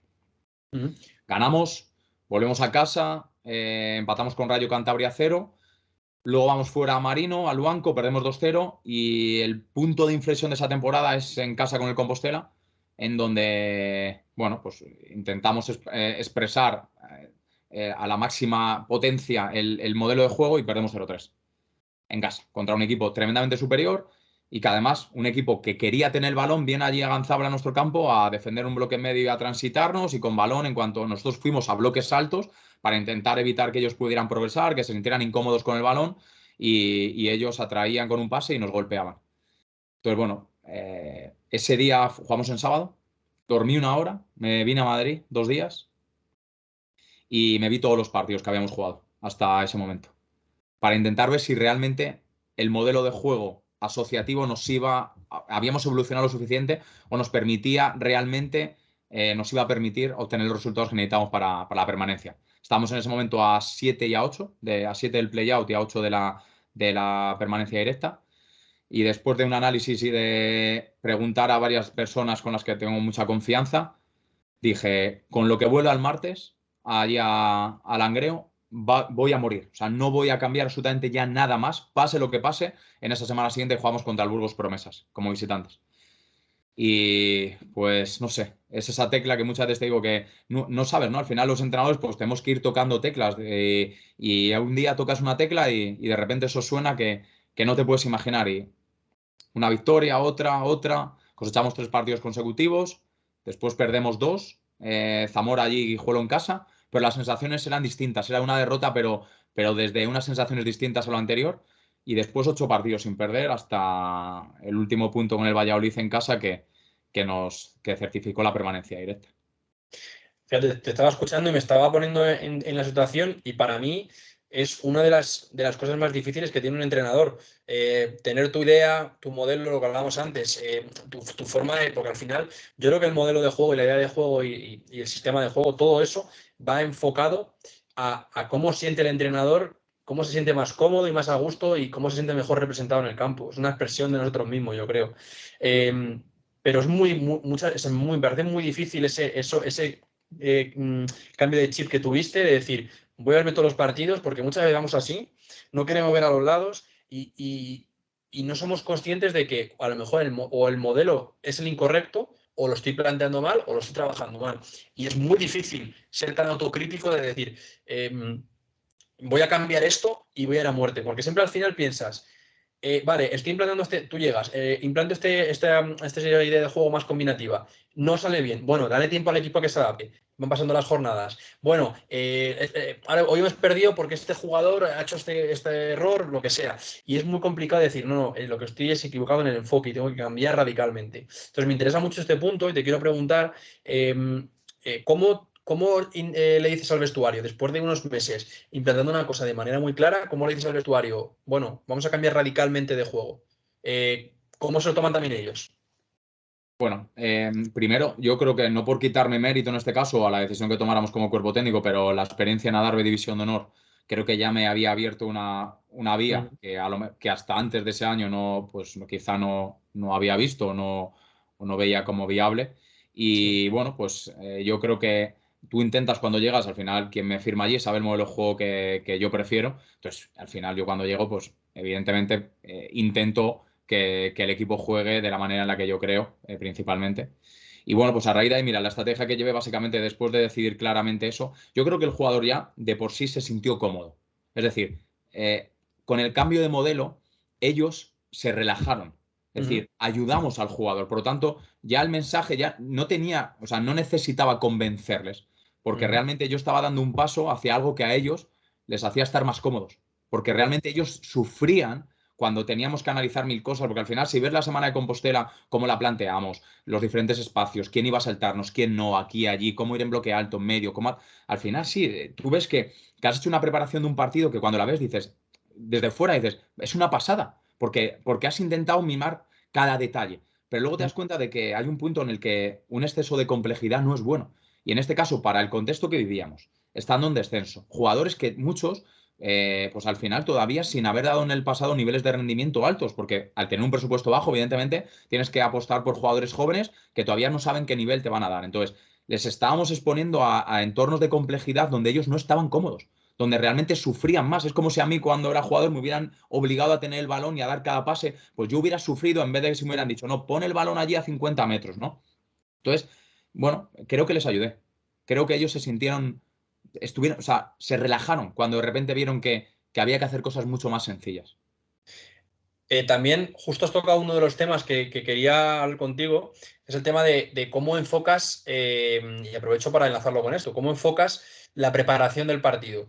Porque yo te digo cómo yo lo estoy viendo últimamente y ahora te lanzo a ti la pregunta. Yo creo que antes era muy de plan de partido, estudiar mucho al rival, cómo presionan, qué jugador adelantan, qué zonas ocupan, qué hacen en cada fase, en cada zona. Y luego realmente intentaba reproducirlo en el entrenamiento, las situaciones que yo creía que se iban a dar en el partido, pero es imposible, porque es que basta con que cambien los dos jugadores, o sea, que el lateral y el extremo sean diferentes, porque las relaciones, que la damos por ejemplo con Pablo, las relaciones entre dos laterales, entre lateral y extremo, no es la misma si pones a uno que si pones a otro. Y el extremo de delantero lo mismo, y los dos medios de centro lo mismo. Con lo cual, y solo con eso, a lo mejor el equipo cambia mucho la forma de jugar. Entonces, es imposible reproducir el contexto del partido. Y antes era estaba muy obsesionado yo personalmente con reproducirlo para que el jugador estuviese cómodo enfrentándose a eso. Y ahora estoy más en la idea últimamente de intentar preparar al jugador para saber interpretar y saber decidir mejor en esas situaciones. En este sentido, ¿tú cómo eres como entrenador? Mira, yo creo que eso, te voy a decir, creo que te lo marca un poco también el jugador. Pues si tienes jugadores veteranos que han vivido muchas situaciones, es mucho Ujú. más fácil que al final, por las experiencias que han vivido ellos, les des quizá ese valor o quizá una mayor responsabilidad en cuanto a la interpretación de lo que ocurre en el partido. En un contexto como el que viví este año, de jugadores muy jóvenes que habían vivido muy pocas experiencias, sí teníamos que intentar reducir lo que podía ocurrir en el partido. Yo soy un amante del análisis del rival, pero te das cuenta de que por mucho que analices, evidentemente, luego te encuentras con que en no sé cuántos partidos lo que has preparado durante la semana muchas veces no Claro. surge. Por lo tanto, preparar a tu equipo para algo que luego no surge sin la flexibilidad suficiente como para que el equipo se pueda mover luego durante la competición lo más rápido posible, no es bueno. Entonces, creo que eso te lo va a dar el que seas capaz de entrenar durante un cierto tiempo, de ahí la importancia, por ejemplo, de las pretemporadas, más luego lo que el semana a semana los perfiles de rivales que te vas a encontrar te van a dar. Porque, por ejemplo, durante esta temporada ha habido equipos que tenían un sistema muy claro, muy marcado, con jugadores y con un 11 que generalmente solía ser el mismo. Entonces son semanas en donde realmente sí que tienes que entrenar, o creo Sí. que se debe entrenar sobre la mayor certidumbre de lo que te vas a encontrar, pero sin embargo nos encontramos, por ejemplo, el día de Zamora con un rival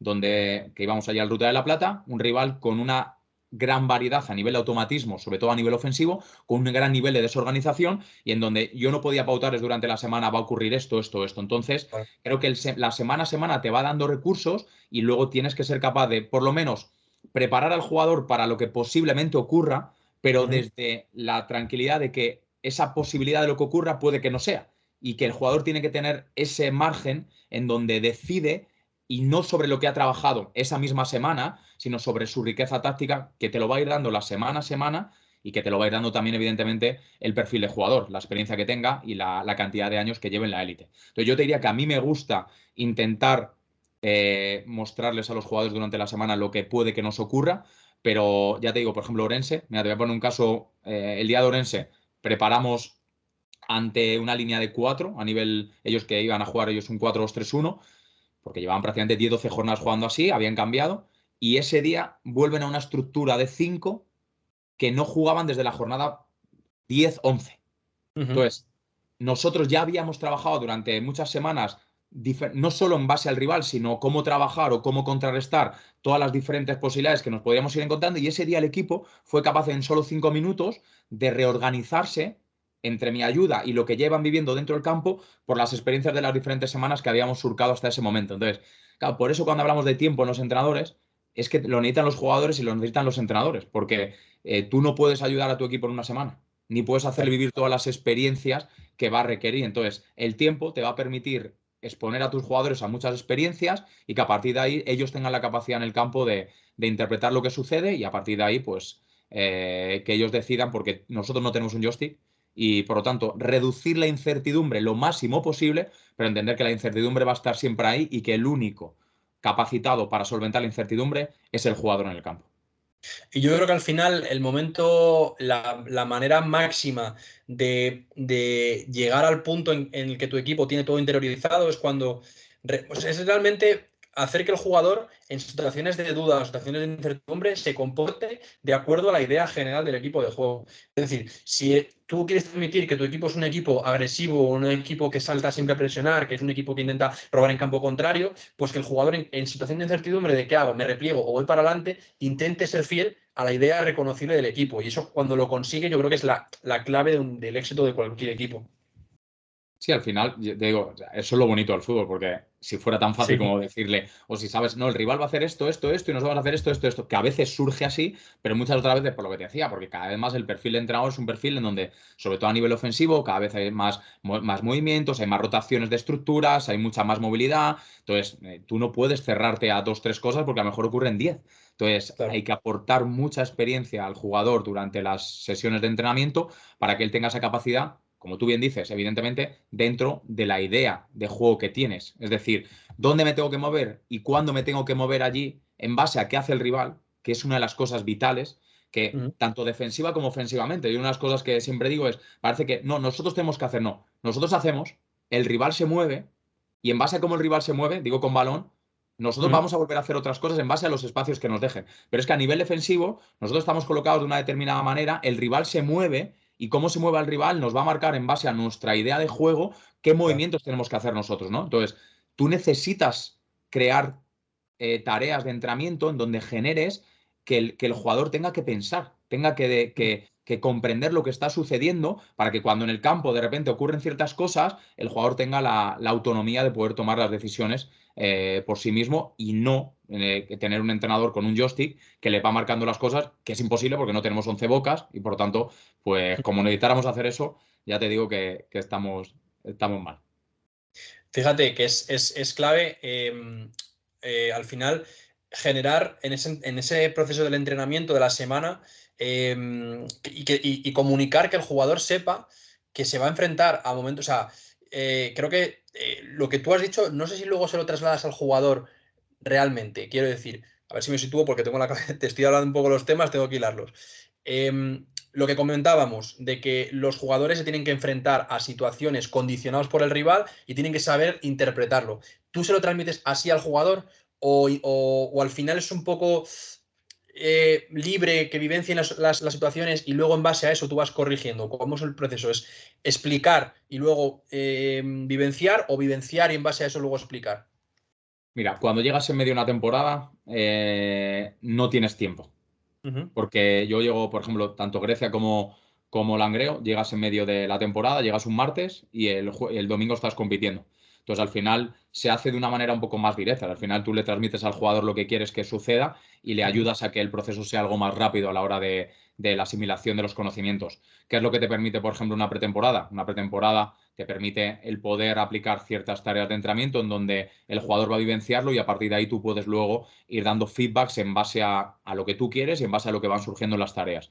Creo que es una cuestión de ser flexible, de tener ambas metodologías y entender en qué momento requiere una cosa y requiere otra, porque hay veces que el jugador necesita tener las cosas claras. Es decir, hay una parte muy bonita. Dime, Nacho.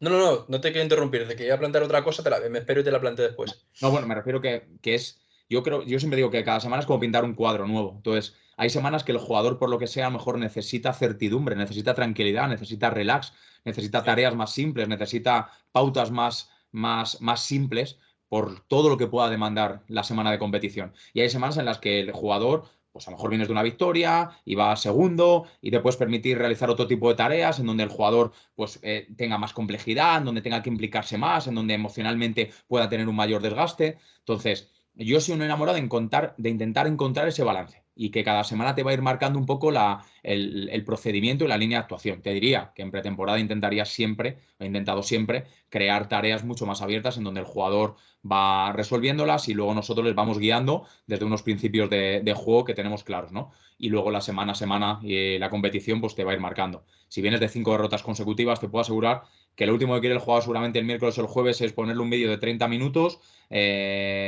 ponerle 4 tareas tremendamente complejas, intentando empatizar con el jugador, ¿no? Que creo que hay muchas veces los entrenadores nos equivocamos, que parece que cuando las cosas van mal hay que hacer mucho más, hay que hacer más cosas y cuando las cosas van mal y estamos todos con estados más incómodos, cuando la gente está preocupada, al final la capacidad atencional es menor, la fatiga aparece antes, hay un gasto emocional por todo lo que supone de dónde vengo y hacia qué partido voy y si vuelvo a perder. Entonces, todas esas cosas hay que intentar cuidarlas para ver de qué manera preparas la semana de entrenamiento. Joder, qué interesante todo lo que comentas, Vázquez. La verdad es que estoy muy de acuerdo con lo que estás diciendo.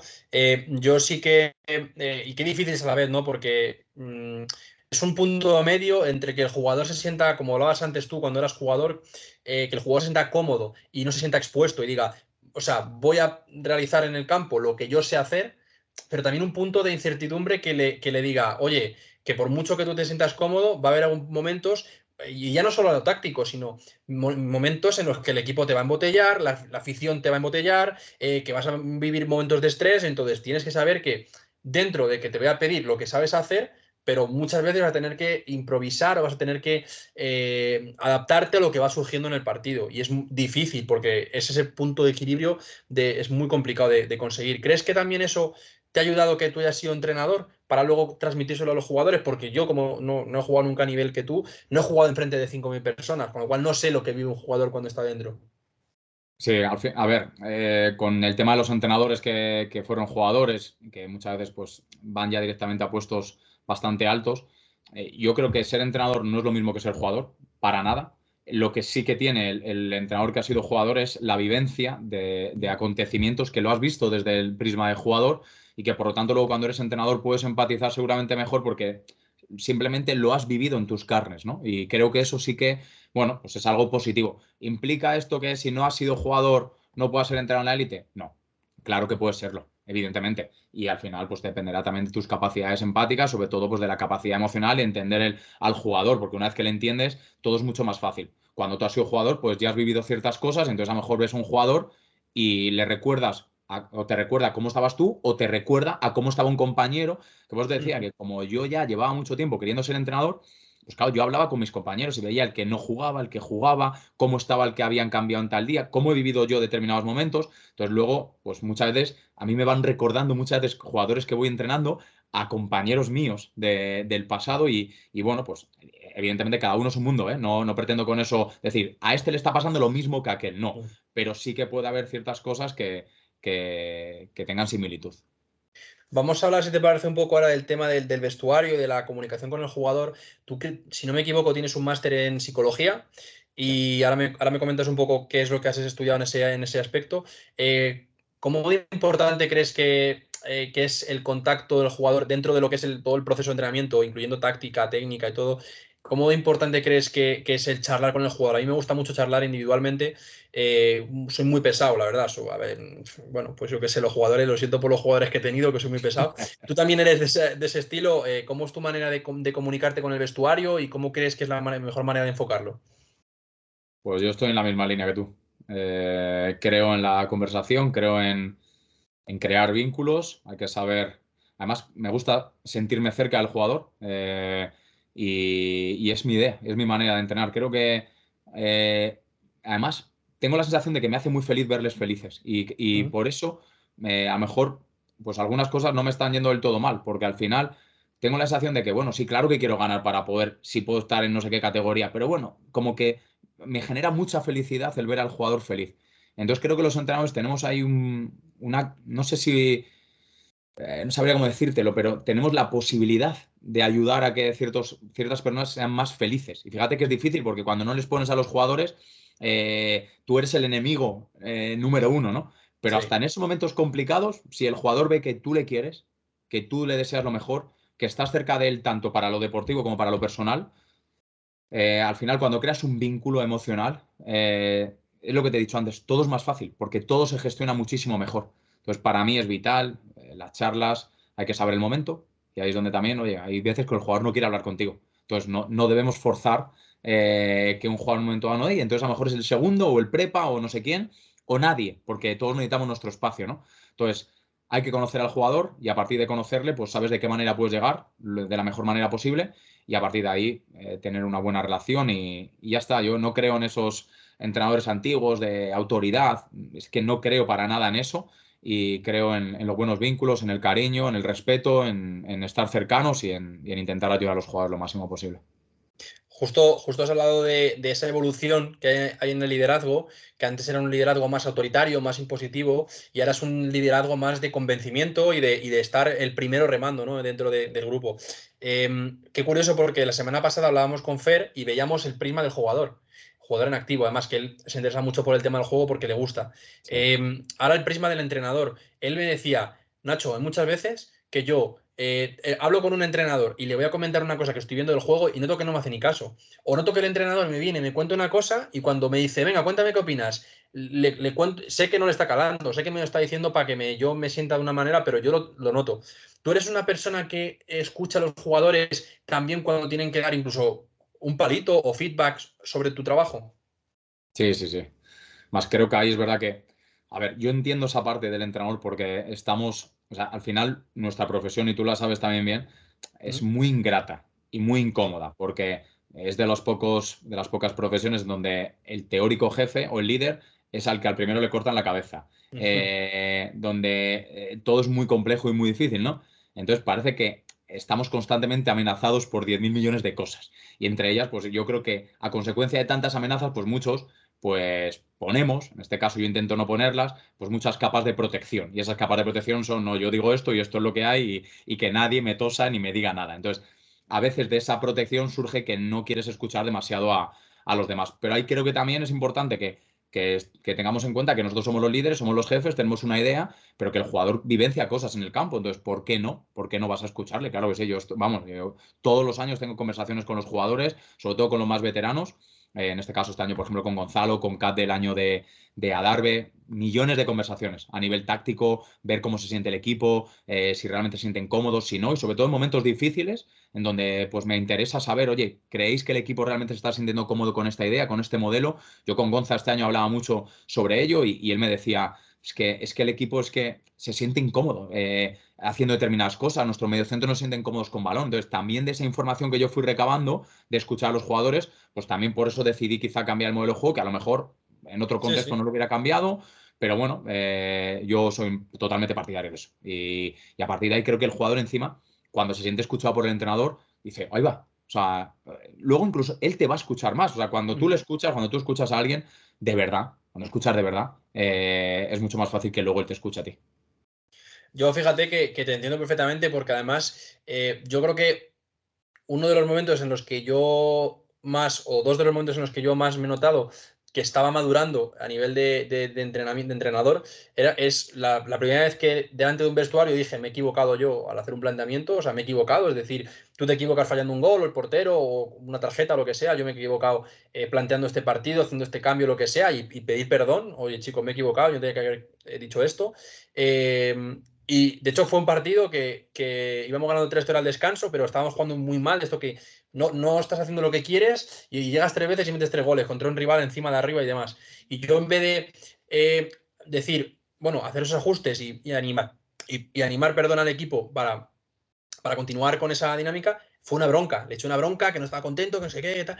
Y el jugador, claro, ya estaba tenso porque el partido no estaba desarrollándose como querían. Y encima yo le metí la bronca, nos remontaron 4-3. Y ahí el lunes, chicos, me he equivocado, culpa mía. Y otra vez fue hace no mucho, en un descanso, estaba viendo yo muy claro que cómo teníamos que ajustar en el descanso, que un partido que íbamos ahí empatado, y empecé a planteárselo a los jugadores y yo soy muy de escuchar, y ellos saben que pueden hablar conmigo, empezaron a decirme, no, yo lo veo aquí, mister, mira, este está saltando aquí cuando tenemos el balón en esta zona, se meten por el pasillo interior, y yo me quedé así y dije, la verdad es que tenéis razón, chicos, y cambiamos y digo, vamos a hacer lo que estáis diciendo.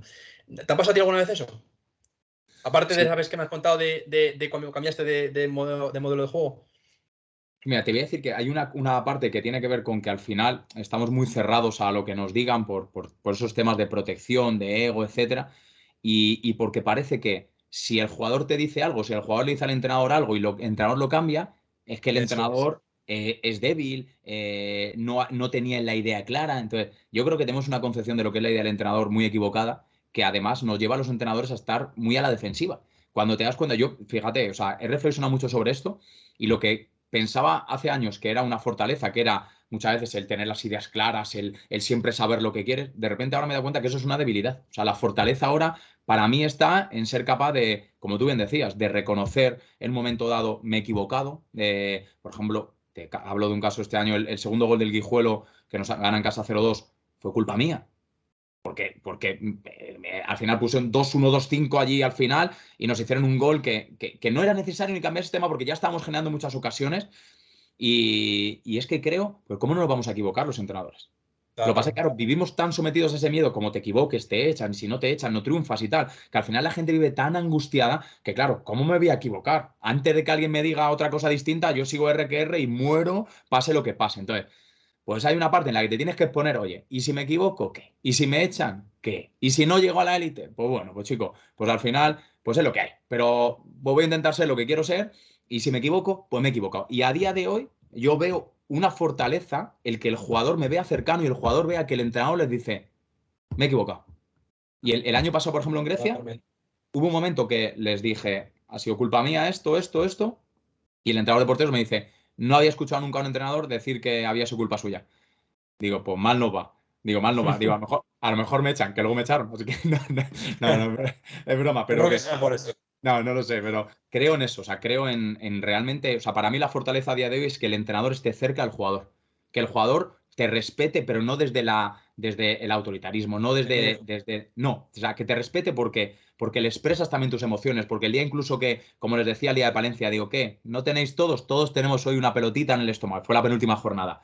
¿Qué pasa? Que el entrenador tiene que ser nunca nervioso, siempre tal. Eso es mentira. Y además, cuanto más peleamos contra algo que es imposible, más nos frustramos, más infelices somos y encima peores versiones somos porque vamos luchando contra algo que va adentro. Entonces, cuando te naturalizas, cuando el jugador te ve que un día has podido, incluso el día de Compostela, yo me senté con ellos. El día que nos mete 0-3 el Compostela, que es el día ese que te hablo de la reflexión, yo me senté allí en el vestuario parado, callado, con los ojos cerrados, jodido, hasta más no poder, porque quería que ellos sintieran que yo estaba mal. ¿Sabes? Por contra de lo que seguramente otro diría, no, que nunca te vean los jugadores, no sé qué. No creo en esas cosas. Entonces, bueno, pues yo creo que eso tiene más que ver con historias pasadas y con otros miedos. Y a día de hoy, para mí, la fortaleza es, pues eso, reconocer errores, estar cerca del jugador, hacerle ver que nosotros tenemos emociones y que somos personas, que esto no es porque seas entrenador, eres aquí ¿sabes? Un bloque de hielo. Entonces. Bueno, pues he vivido muchas Totalmente. situaciones así y he cambiado muchas cosas, ¿eh? Por cosas que me han podido decir jugadores en un momento dado, por cosas que me han podido decir cuerpo técnico y he cambiado millones de cosas a lo largo de mi carrera y la verdad que en ese sentido orgulloso de esa apertura de mente que me ha costado, ¿eh? Que eso al final es difícil porque yo he notado sus propios miedos que me podían haber llevado hacia encerrarme y sin embargo decidí exponerme y en ese sentido ser la versión que actualmente intento ser. Que bueno, al final también yo creo que la gente, ya no solo de futbolistas, hablo de la gente alrededor del mundo del fútbol ya a vuestro nivel, que es un nivel ya postprofesional, en un mundo tan de intereses, tan de falsedad, porque la hay, tan de egos, la gente cuando ve a alguien natural y alguien real y sincero que tendrá sus, como tú dices, se equivocará, no se equivocará, hará sus cosas mejor o peor, pero es directo, es sencillo y le notas que no está fingiendo, que no es un papel, que no es el general que viene aquí recto y que luego no es así en su vida real. Eso el jugador lo agradece y yo, por lo menos, la mejor temporada mía en mi experiencia ha sido cuando he conseguido conectar con el grupo como amigo, que de hecho sigo quedando con esos jugadores y luego tuvimos suerte de llevarlo a cabo en el campo. No, además, y me imagino que incluso ese año eso no conllevó que hubiera faltas de respeto por la parte de los jugadores, que es mucha gente lo que cree. Yo creo que Sí, ahí está lo nada, difícil. nada, contrario. Ahí está lo complejo, porque es muy fácil mantener una distancia muy amplia, mostrarse muy lejano, no hablar y evitar problemas, porque así no lo hay, pero nunca vas a estar cerca. El estar cerca puede conllevar ciertos problemas de que alguna vez un jugador cruce una raya que no debe, sí, pero bueno, pues le empujas un poquito otra vez y le vuelves a separar lo justo, pero a mí me Claro. parece lo realmente bonito eso y más complejo que esa lejanía, ¿no? Entonces... Ya te digo que además, por eso te digo que parece que si estás cerca es que los jugadores no te faltan el respeto o no tal, todo lo contrario. Yo ya he podido vivenciar eso y tengo muy claro en ese sentido la manera de dirigir un vestuario. También todo esto que estás hablando hay que trabajarlo. Y esto es lo que te quiero preguntar ahora. Lógicamente hay momentos, y me pasó a mí la temporada pasada, que no te da tiempo por la urgencia de las cosas, de sacar resultados y por el poco tiempo que tienes, pero tú trabajas esa cohesión entre ellos mismos, trabajas la cohesión entre cuerpo técnico y jugadores, o entre cuerpo técnico o entre vosotros mismos. ¿Trabajáis eso fuera del campo o en el campo en alguna sesión? ¿Cómo lo hacéis? Sí, sí, sí, siempre. Es verdad que estas dos últimas experiencias han sido más complejas por el hecho de llegar en mitad de un año y la necesidad rápida de obtener resultados. Entonces no te da tanto tiempo, pero al final es que eso es vital. Es que esa es la base que va a cimentarlo todo. Y desde el minuto uno, desde pretemporada, para mí es vital crear ese vínculo, crear la cohesión, mandar un mensaje claro de lo que nosotros como cuerpo técnico queremos. Evidentemente, desde el cuerpo técnico debemos transmitir lo mismo que le estamos pidiendo a los jugadores Ujú. y es vital. O sea, es importantísimo. Hay que trabajar eso, hay que, bueno, pues ya sabes, al final, a través de muchas cosas, te puedes ir a la montaña, puedes hacer tareas, dinámicas, millones de cosas, exponerles, charlas. Bueno, yo recuerdo el año de Adarve. Dime, Nacho, dime. Te iba a preguntar si hacéis algún tipo de. Yo, por ejemplo, hacía infogramas, bueno, perdón, sociogramas, ¿vale? Es decir, un poco de estudio a través de unas preguntas con los jugadores. Hacíamos un poco, detectábamos los líderes positivos emocionales, los líderes negativos emocionales, que quiere un poco decir los que realmente se perciben con el resto de jugadores como que son líderes positivos, que quieres que estén en el campo, y luego los líderes digamos, de nivel, tiene un nombre, pero no recuerdo cómo es, pero bueno, líderes que es a nivel técnico, a nivel de campo. Entonces, una serie de preguntas y vas enfocando quién tiene relación con quién, quiénes son los líderes negativos, quiénes son, cómo se llaman los terroristas, quiénes son las. Bueno, es un mundo, no sé si vosotros hacéis esos informes, análisis de un poco de la plantilla o no. Sí, además hubo el año Adarve, bueno, a mí la parte de la psicología me parece vital. Entonces Ujú. incorporé a un psicólogo, a Ricardo de la Vega, que le tuve en el Sanse, y ya te digo, está con deportistas profesionales en todo el planeta. Y él, me acuerdo que hicimos todo eso, hicimos ese sociograma, detectamos los jugadores que eran líderes, etcétera. Y otros años, pues bueno, no tanto a través de eso, Ajá. sino más del día a día, ¿no? De tener claro quiénes son los jugadores que, pues eso, a quienes debes como entrenador primero acercarte, ¿no? Quiénes son los que realmente lideran el grupo, a partir de ahí luego hacia quiénes debes ir, quiénes sabes que debes mimar de una manera distinta porque realmente, bueno, pues pueden ser tóxicos por ciertas conductas o son peligrosos porque cuando no juegan. Bueno, yo al final, como ya te he dicho que es para mí la clave, o sea, evidentemente hay que saber la táctica, tal, pero la clave es conocer a los jugadores y es aquello en lo que yo en pretemporada estoy mirándoles. O sea, todo el rato hablando con unos, con otros, toqueteándoles aquí, allí, sacando información de sus vidas para saber quién está casado, quién no, quién tiene novia, quién tiene. O sea, intentar sacar la mayor información posible y luego esos roles que tú dices, ya te digo, bien porque lo detectes por un sociograma, bien porque al final en el día a día te lo va marcando. Claro. Vital, vital, vital, porque sabes el día que el equipo está mal, quién es el líder y a quién tienes que ir a tocar para que luego él sea capaz de difundir un mensaje, quién realmente el día que las cosas van mal puede tener un mensaje tóxico, entonces tienes que frenarlo a través de una conducta que tú puedas, pues ya como entrenador, decidir cómo hacerlo. Entonces es vital saber los roles que tiene cada uno porque al final te va a ayudar a esa cohesión grupal y luego también porque te va a permitir llegar al jugador de una mejor manera, ¿no? Claro. Totalmente, al final lo hemos hablado en algún episodio anterior, cada jugador, eso ya de tratar a todos por igual para conseguir justicia, yo creo que es lo más injusto que hay, porque cada jugador se comporta de una manera, tiene un pasado que es de una manera, tiene una vida que es de una manera, una forma de ser, entonces al final hay que conocerles muy bien, y ese es el rol, lo que tú hablabas de en pretemporada, y bueno, y el día a día, conocerles muy bien para luego saber qué es lo que necesita cada uno en cada momento. Si te parece, Vázquez, vamos a ir al último bloque ya un poco de la charla, que es un poco tu trabajo en el día a día, semanal y demás. Primero, cuéntame, ¿cómo tenéis el cuerpo técnico en el Langreo? O sea, ¿cuáles son los roles de cada uno y cuánta gente tenéis? ¿Y cómo es el trabajo semanal que hacéis? Pues mira, en este caso hay segundo entrenador de porteros, preparador físico y un analista, bueno, es el míster del Juvenil A que viene a echar una mano y bueno, pues con él sobre todo lo que trabajamos un aspecto de nuestro modelo de juego, a través de cortes, etcétera, pues para potenciar nuestro modelo. Con Pablo, que es el segundo entrenador, sobre todo análisis del rival y tema de balón parado. Con Sergi, el preparador físico, bueno, pues a intentar incorporar elementos micro en las tareas en campo, en activaciones, etcétera, y situaciones del modelo que podamos incorporar. Y con Iván, pues se encarga del balón parado defensivo. Más luego, bueno, pues toda la parte específica, evidentemente, de portero, tareas en las que metamos a los porteros con el grupo para acoplarles, porque es una de las cosas que yo siempre digo, dicen los porteros están locos. Pues es que, claro, si están el 99% del tiempo solos, digo, habrá que incorporarles, ¿no? Con el grupo. Y bueno, pues en cuanto a la estructura de la semana, cada lunes hacemos, ¿cómo te diría? Un lunes lo que hacemos es cerramos esa semana y Sí. cerramos el 80% de la semana siguiente. De tal manera que cuando llegas al lunes siguiente, tú ya tienes planificado el 80%. Cuando digo un 80% me refiero, hemos cerrado sesiones, tareas, la idea en base al rival, en base a nosotros. Y luego, claro, pasa ese fin de semana, cómo hemos estado nosotros, qué pozo emocional nos deja el partido nuestro, qué ha hecho el rival, sigue haciendo el rival lo mismo que habíamos analizado esta semana o esa semana el rival al que nos enfrentamos la semana siguiente ha cambiado. Bueno, pues cuando te digo ese 80%, hay semanas en las que hemos cerrado un 80% y por lo que sea hemos tenido que cambiar luego casi todo porque de repente hemos visto que el rival ha cambiado o ha ganado ese domingo y que lo más lógico es que no vaya a cambiar el modelo de juego. Bueno, pues cada lunes cerramos ya toda la semana y dejamos medio planificada la semana siguiente. Y bueno, luego en función de los entrenamientos, pues en función de partido previo y partido siguiente, pues diseñamos la semana. Pues ya te digo, no es lo mismo, evidentemente, jugar sábado y competir domingo la semana siguiente que competir domingo y la semana siguiente sábado. Pues en base a eso ajustamos las cargas con el prepa. Y bueno, no sé si quieres que vaya un poco más No, específico. te iba a comentar si, por ejemplo, hay algún día que trabajéis más, como comentabas, no sé, el primer día, digamos, después de la sesión de descanso, el miércoles, pues, suponiendo que es un domingo, de domingo a domingo, ¿no? El lunes regenerativo, un poco también trabajo de compensación, luego el día de descanso, y luego no sé si a lo mejor hay algún día que trabajéis más situaciones de finalización, o otro que sea más aspectos micro, otro que sea más a lo mejor global, más situaciones de juego en un contexto más de 11 contra 11, espacios abiertos y demás. No sé si ¿eso varía o es un poco, va surgiendo según las necesidades? Bueno, hay una idea de base y sobre esa idea de base, pues en base a, valga la redundancia, la semana, los partidos, el prepartido, el postpartido, pues ajustamos cosas.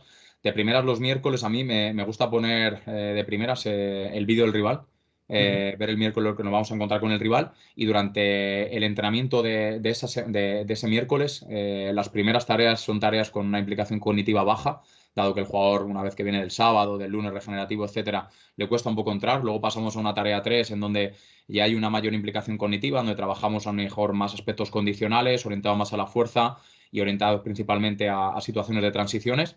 Y acabamos con una situación o bien a tres cuartos o bien medio campo, con aspectos de nuestro modelo de juego. Si podemos ya adaptar algún elemento de estrategia operativa para lo que nos vamos a encontrar el domingo siguiente, lo adaptamos, si no va más orientado a nuestro modelo de juego.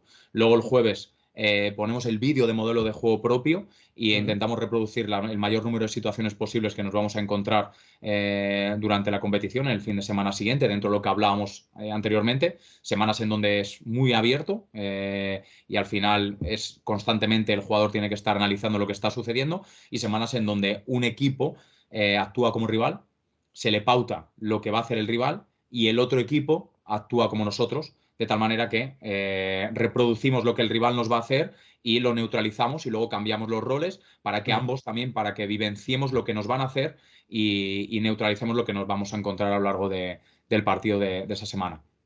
Y un equipo cumple el rol del rival y el otro equipo propio. Yo, por ejemplo, lo trabajo también mucho.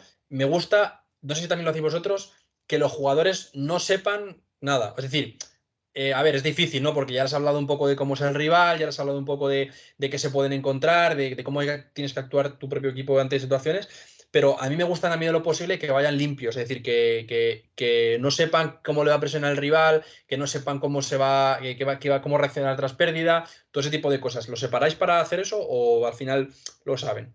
Sí, lo que pasa que, claro, generalmente para esa segunda parte, si a veces pretendemos transmitir y trabajar lo mismo, pues ya el que ha Ya. actuado en la primera serie lo sabe. Yo siempre digo que lo ideal sería que los jueves te viniera un rival tuvieras Un juvenil o un juvenil, 11 jugadores que te vengan y les digan, haced esto, y que tu equipo nunca supiera nada de lo que van a hacer en el otro lado, o al menos que tú hayas trabajado, oye, no pueden hacer esto, o sea, que lo trabajaras simulando prácticamente la competición. Claro. Dado que eso es imposible, o es inviable, o es muy complicado, pues bueno, intentamos que el nivel de incertidumbre sea lo más elevado posible para lo que también queremos en el entrenamiento. Y como ya he dicho antes, al final llega una tarea de jueves en donde el prepa te dice el equipo está cargado, o emocionalmente estamos tal. Claro, dices, oye, pues la tarea 3 de ese día, que es el 11 para 11 con simulación de competición, pues la tenemos que acortar. Entonces, si la tenemos que acortar, necesitamos que el tiempo que estamos trabajando esa tarea sea un tiempo mucho más efectivo. Si necesitamos que sea más efectivo, pues seguramente necesitamos que las cosas sean mucho más claras. Entonces, ajustando eso, pues te va a dar jueves, por llamarle ese -3, en donde tienes más tiempo y intentas que la incertidumbre sea lo más alta posible, y otros que reduces esa incertidumbre. Pero totalmente de acuerdo contigo, todo lo que podamos conseguir que uno no sepa lo que va a hacer el otro, siempre nos va a ayudar a reproducir mejor lo que va a ocurrir en la competición. Al final también es un poco decirle al jugador que, claro, luego es muy complejo porque el jugador tiene que estar, el que está simulando al rival, tiene que estar encargado de hacer lo que tú le has pedido para condicionar a sus compañeros, que son sus rivales en esa tarea. Pero es que luego también debería de estar fijándose. Yo lo que intento muchas veces es que la primera serie, el rival simule un comportamiento específico tanto con balón como sin balón del rival, y en la segunda serie o sea, el otro equipo se comporte de otra manera.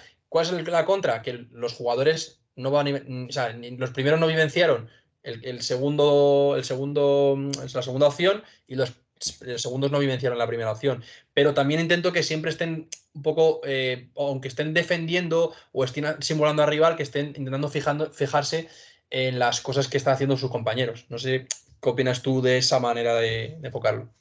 Totalmente, al final es evidente que cuando le pautas al que hace de rival, oye, tienes que hacer esto, evidentemente quieres que en ese momento lo haga porque si no, no vas a poder reproducir lo que va a ocurrir, pero el foco debe estar puesto siempre en lo que nosotros necesitamos hacer. Y luego, pues como tú decías, es que el fútbol al final tiene esa manta corta. Si te tapas la cabeza, te destapas los pies, entonces, ¿cómo encontrar ese equilibrio? Sí. Pues es que es un ensayo-error constante, un ensayo-reflexión, pues nunca vamos a ensayo-reflexión. Entonces, llegas un jueves, haces una cosa y luego no funciona, pues al jueves siguiente ajustas un poco. Entonces, cuanto más pueda vivenciar el jugador dentro de lo que eres tú y más incertidumbre pueda vivir en base a lo que le va a hacer el rival mejor, pero claro, ¿cuánto puedes simular la competición? Pues si lo puedes hacer a un 80%, pues evidentemente mucho mejor que a un 50%, dentro de la complejidad de encontrar esa tarea perfecta que solo te lo llevaría a lo que hemos dicho, traer a 11 tipos a los que les digas algo y que ni se conocieran, y que entonces, claro, tú ahí ya pones a los 11 tuyos y luego hacer 2 series y todos viven todas las diferentes situaciones que quieres. Como no es posible, pues bueno, pues cómo encontrar el punto más cercano a la perfección, pues también te lo va a ir dando la característica del grupo, la semana, el perfil del rival que te vas a enfrentar, cómo se encuentra tu equipo, pues hay que valorar todas esas variables. Es interesante porque además coincides esto que de intentar acercarse, reproducir el partido lo máximo posible y las máximas situaciones posibles en el entrenamiento. Lo hablaba Nacho Lebli, que está en Datos en el Osasuna, que él decía que a través de los datos, que es otro área, pero es un enfoque parecido, a través de los datos quería vivir el partido, si podía vivirlo 1000 veces, el próximo partido jugarlo mil veces para saber los 1000 contextos y las 1000 opciones diferentes que pueda haber. Si lo puede jugar 2000 o 3000, pues intentarlo, porque si juegas un partido 3000 veces, vas a saber la 3001, vas a saber mucho mejor cómo, cómo enfrentarte y cómo solventar situaciones. Sin duda. Luego el -2, Vázquez, ¿cómo lo trabajáis? Pues Generalmente. igual, depende de la semana, puede tener un punto más lúdico, regenerativo, en función también, pues el perfil de jugadores, etcétera, intentando ese -2 a trabajar aspectos más micro, tanto en activación como luego en tarea 1. Y luego, pues los viernes generalmente solemos meter algunas tareas de finalización, y en función un poco de cómo se encuentra el equipo, ya te digo, no es lo mismo gestionar a un Gonzalo con 39 años, que al final para él el viernes es vital que sea prácticamente regenerativo, que bueno, pues un jugador joven al que pues bueno, pues incidir el viernes un poco más en esos aspectos micro o en algún elemento, pues algo más lúdico, y en función un poco de los niveles de carga, de dónde venimos y a dónde vamos, pues si hubiera alguna duda sobre algún aspecto del modelo, intentar reproducirlo encontrando el contexto donde a nivel condicional pues evidentemente en un -2 no perjudiquemos el llegar a la competición de la mejor manera posible. Entonces, a lo mejor crear situaciones en espacios más reducidos, algo más analíticas, intentando parar más, dando alguna corrección más, por si fuera necesario. Si no, nos vamos, ya te digo, a una activación con aspectos micro, una tarea a uno con alguna situación también de desarrollo individual del jugador, que para mí es muy importante, y luego pues alguna situación de doble área y sobre todo finalizaciones, pues si podemos incorporar en las finalizaciones muchos aspectos micro, perfiles, aspectos de nuestros automatismos que queramos llegar, ocupación de área, etcétera, etcétera, pues todo lo que podamos ir ganando en las tareas, muchísimo mejor. Y Vázquez, la complejidad que le otorgáis a esa sesión de entrenamiento viernes o -2, porque yo siempre he tendido a hacer una sesión con una complejidad bastante baja para darle mucha confianza al jugador, de cara a que intento generar situaciones en las que son superioridad numérica ofensiva o es mucha finalización, digamos, sin oposición, incluso en algunas situaciones, para intentar que el jugador les hagan las cosas. Además viene, yo por ejemplo, también trabajo mucho como tú, el -3 suele ser una tarea con una complejidad alta, 11 contra 11, mucho jugador involucrado, y es más frustrante porque no suelen salir mucho lo que estás trabajando. Entonces el último día de entrenamiento o el penúltimo, intentar que sea mucho más de reforzar confianza. Pero también me he dado cuenta a veces de que es negativo, porque puedes caer en exceso de relajación, o si vienes de una racha buena positiva dices, bueno, pues ya me sale todo. No sé si tú tenéis eso en cuenta. Pues es que, mira, cada día tengo más claro que pretender cerrar en algo, no, hago esto de esta manera siempre. No, no, o sea, cada día creo menos en ello, porque yo que quería entrenar siempre mucho y todos los días y 11 para 11 y reproducir mil situaciones y tal, y de repente este año, las últimas, no sé, te digo 7, 8 jornadas, los viernes han sido regenerativos lúdicos. Los viernes.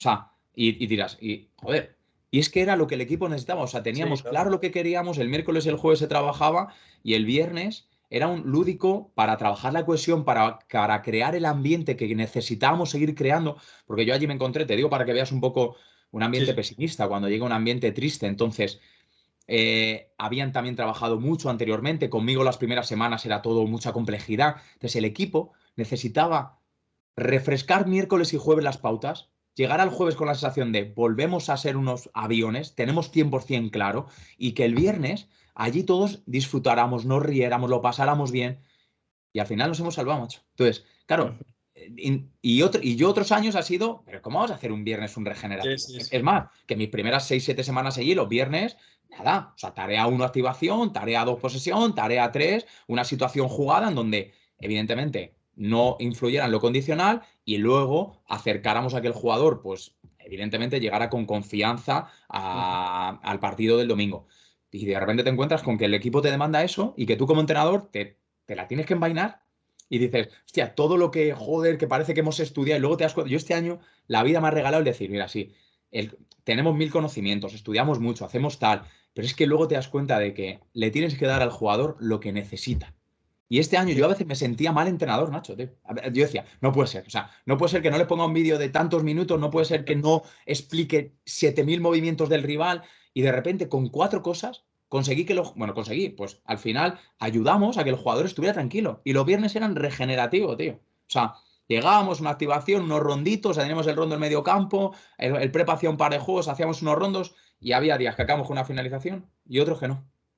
Entonces, para que veas. Es que Es que fíjate que es que eso es una situación que la gente que nos escucha, que ha sido entrenador, lo habrá vivido 1000 veces, de intentar complicarse y trabajar más y dar una vuelta a todo, que lo hablabas también antes, dar una vuelta a todo y querer ir más allá. Y porque ves que no te están saliendo resultados y muchas veces es simplemente cambiar el ambiente que hay, que se respira y la actitud de los jugadores de cómo encaran las situaciones. Porque yo te digo, y hay una película, ya no recuerdo el nombre, pero hay una película que está viendo en la cabeza, Jackie Chan, que era, bueno, peleaba y entonces el tío siempre perdía contra un no sé quién y entonces tenía una chica que era como su coach y le decía que tenía que sonreír entrenando y sonreír jugando y el tío sonreía, entrenaba y lo consigue ganar. Y muchas veces es eso, es esa gilipollez que parece que no somos buenos entrenadores por hacer esto lúdico y resulta que es lo que te acerca mucho más a triunfar, ¿no? A ganar.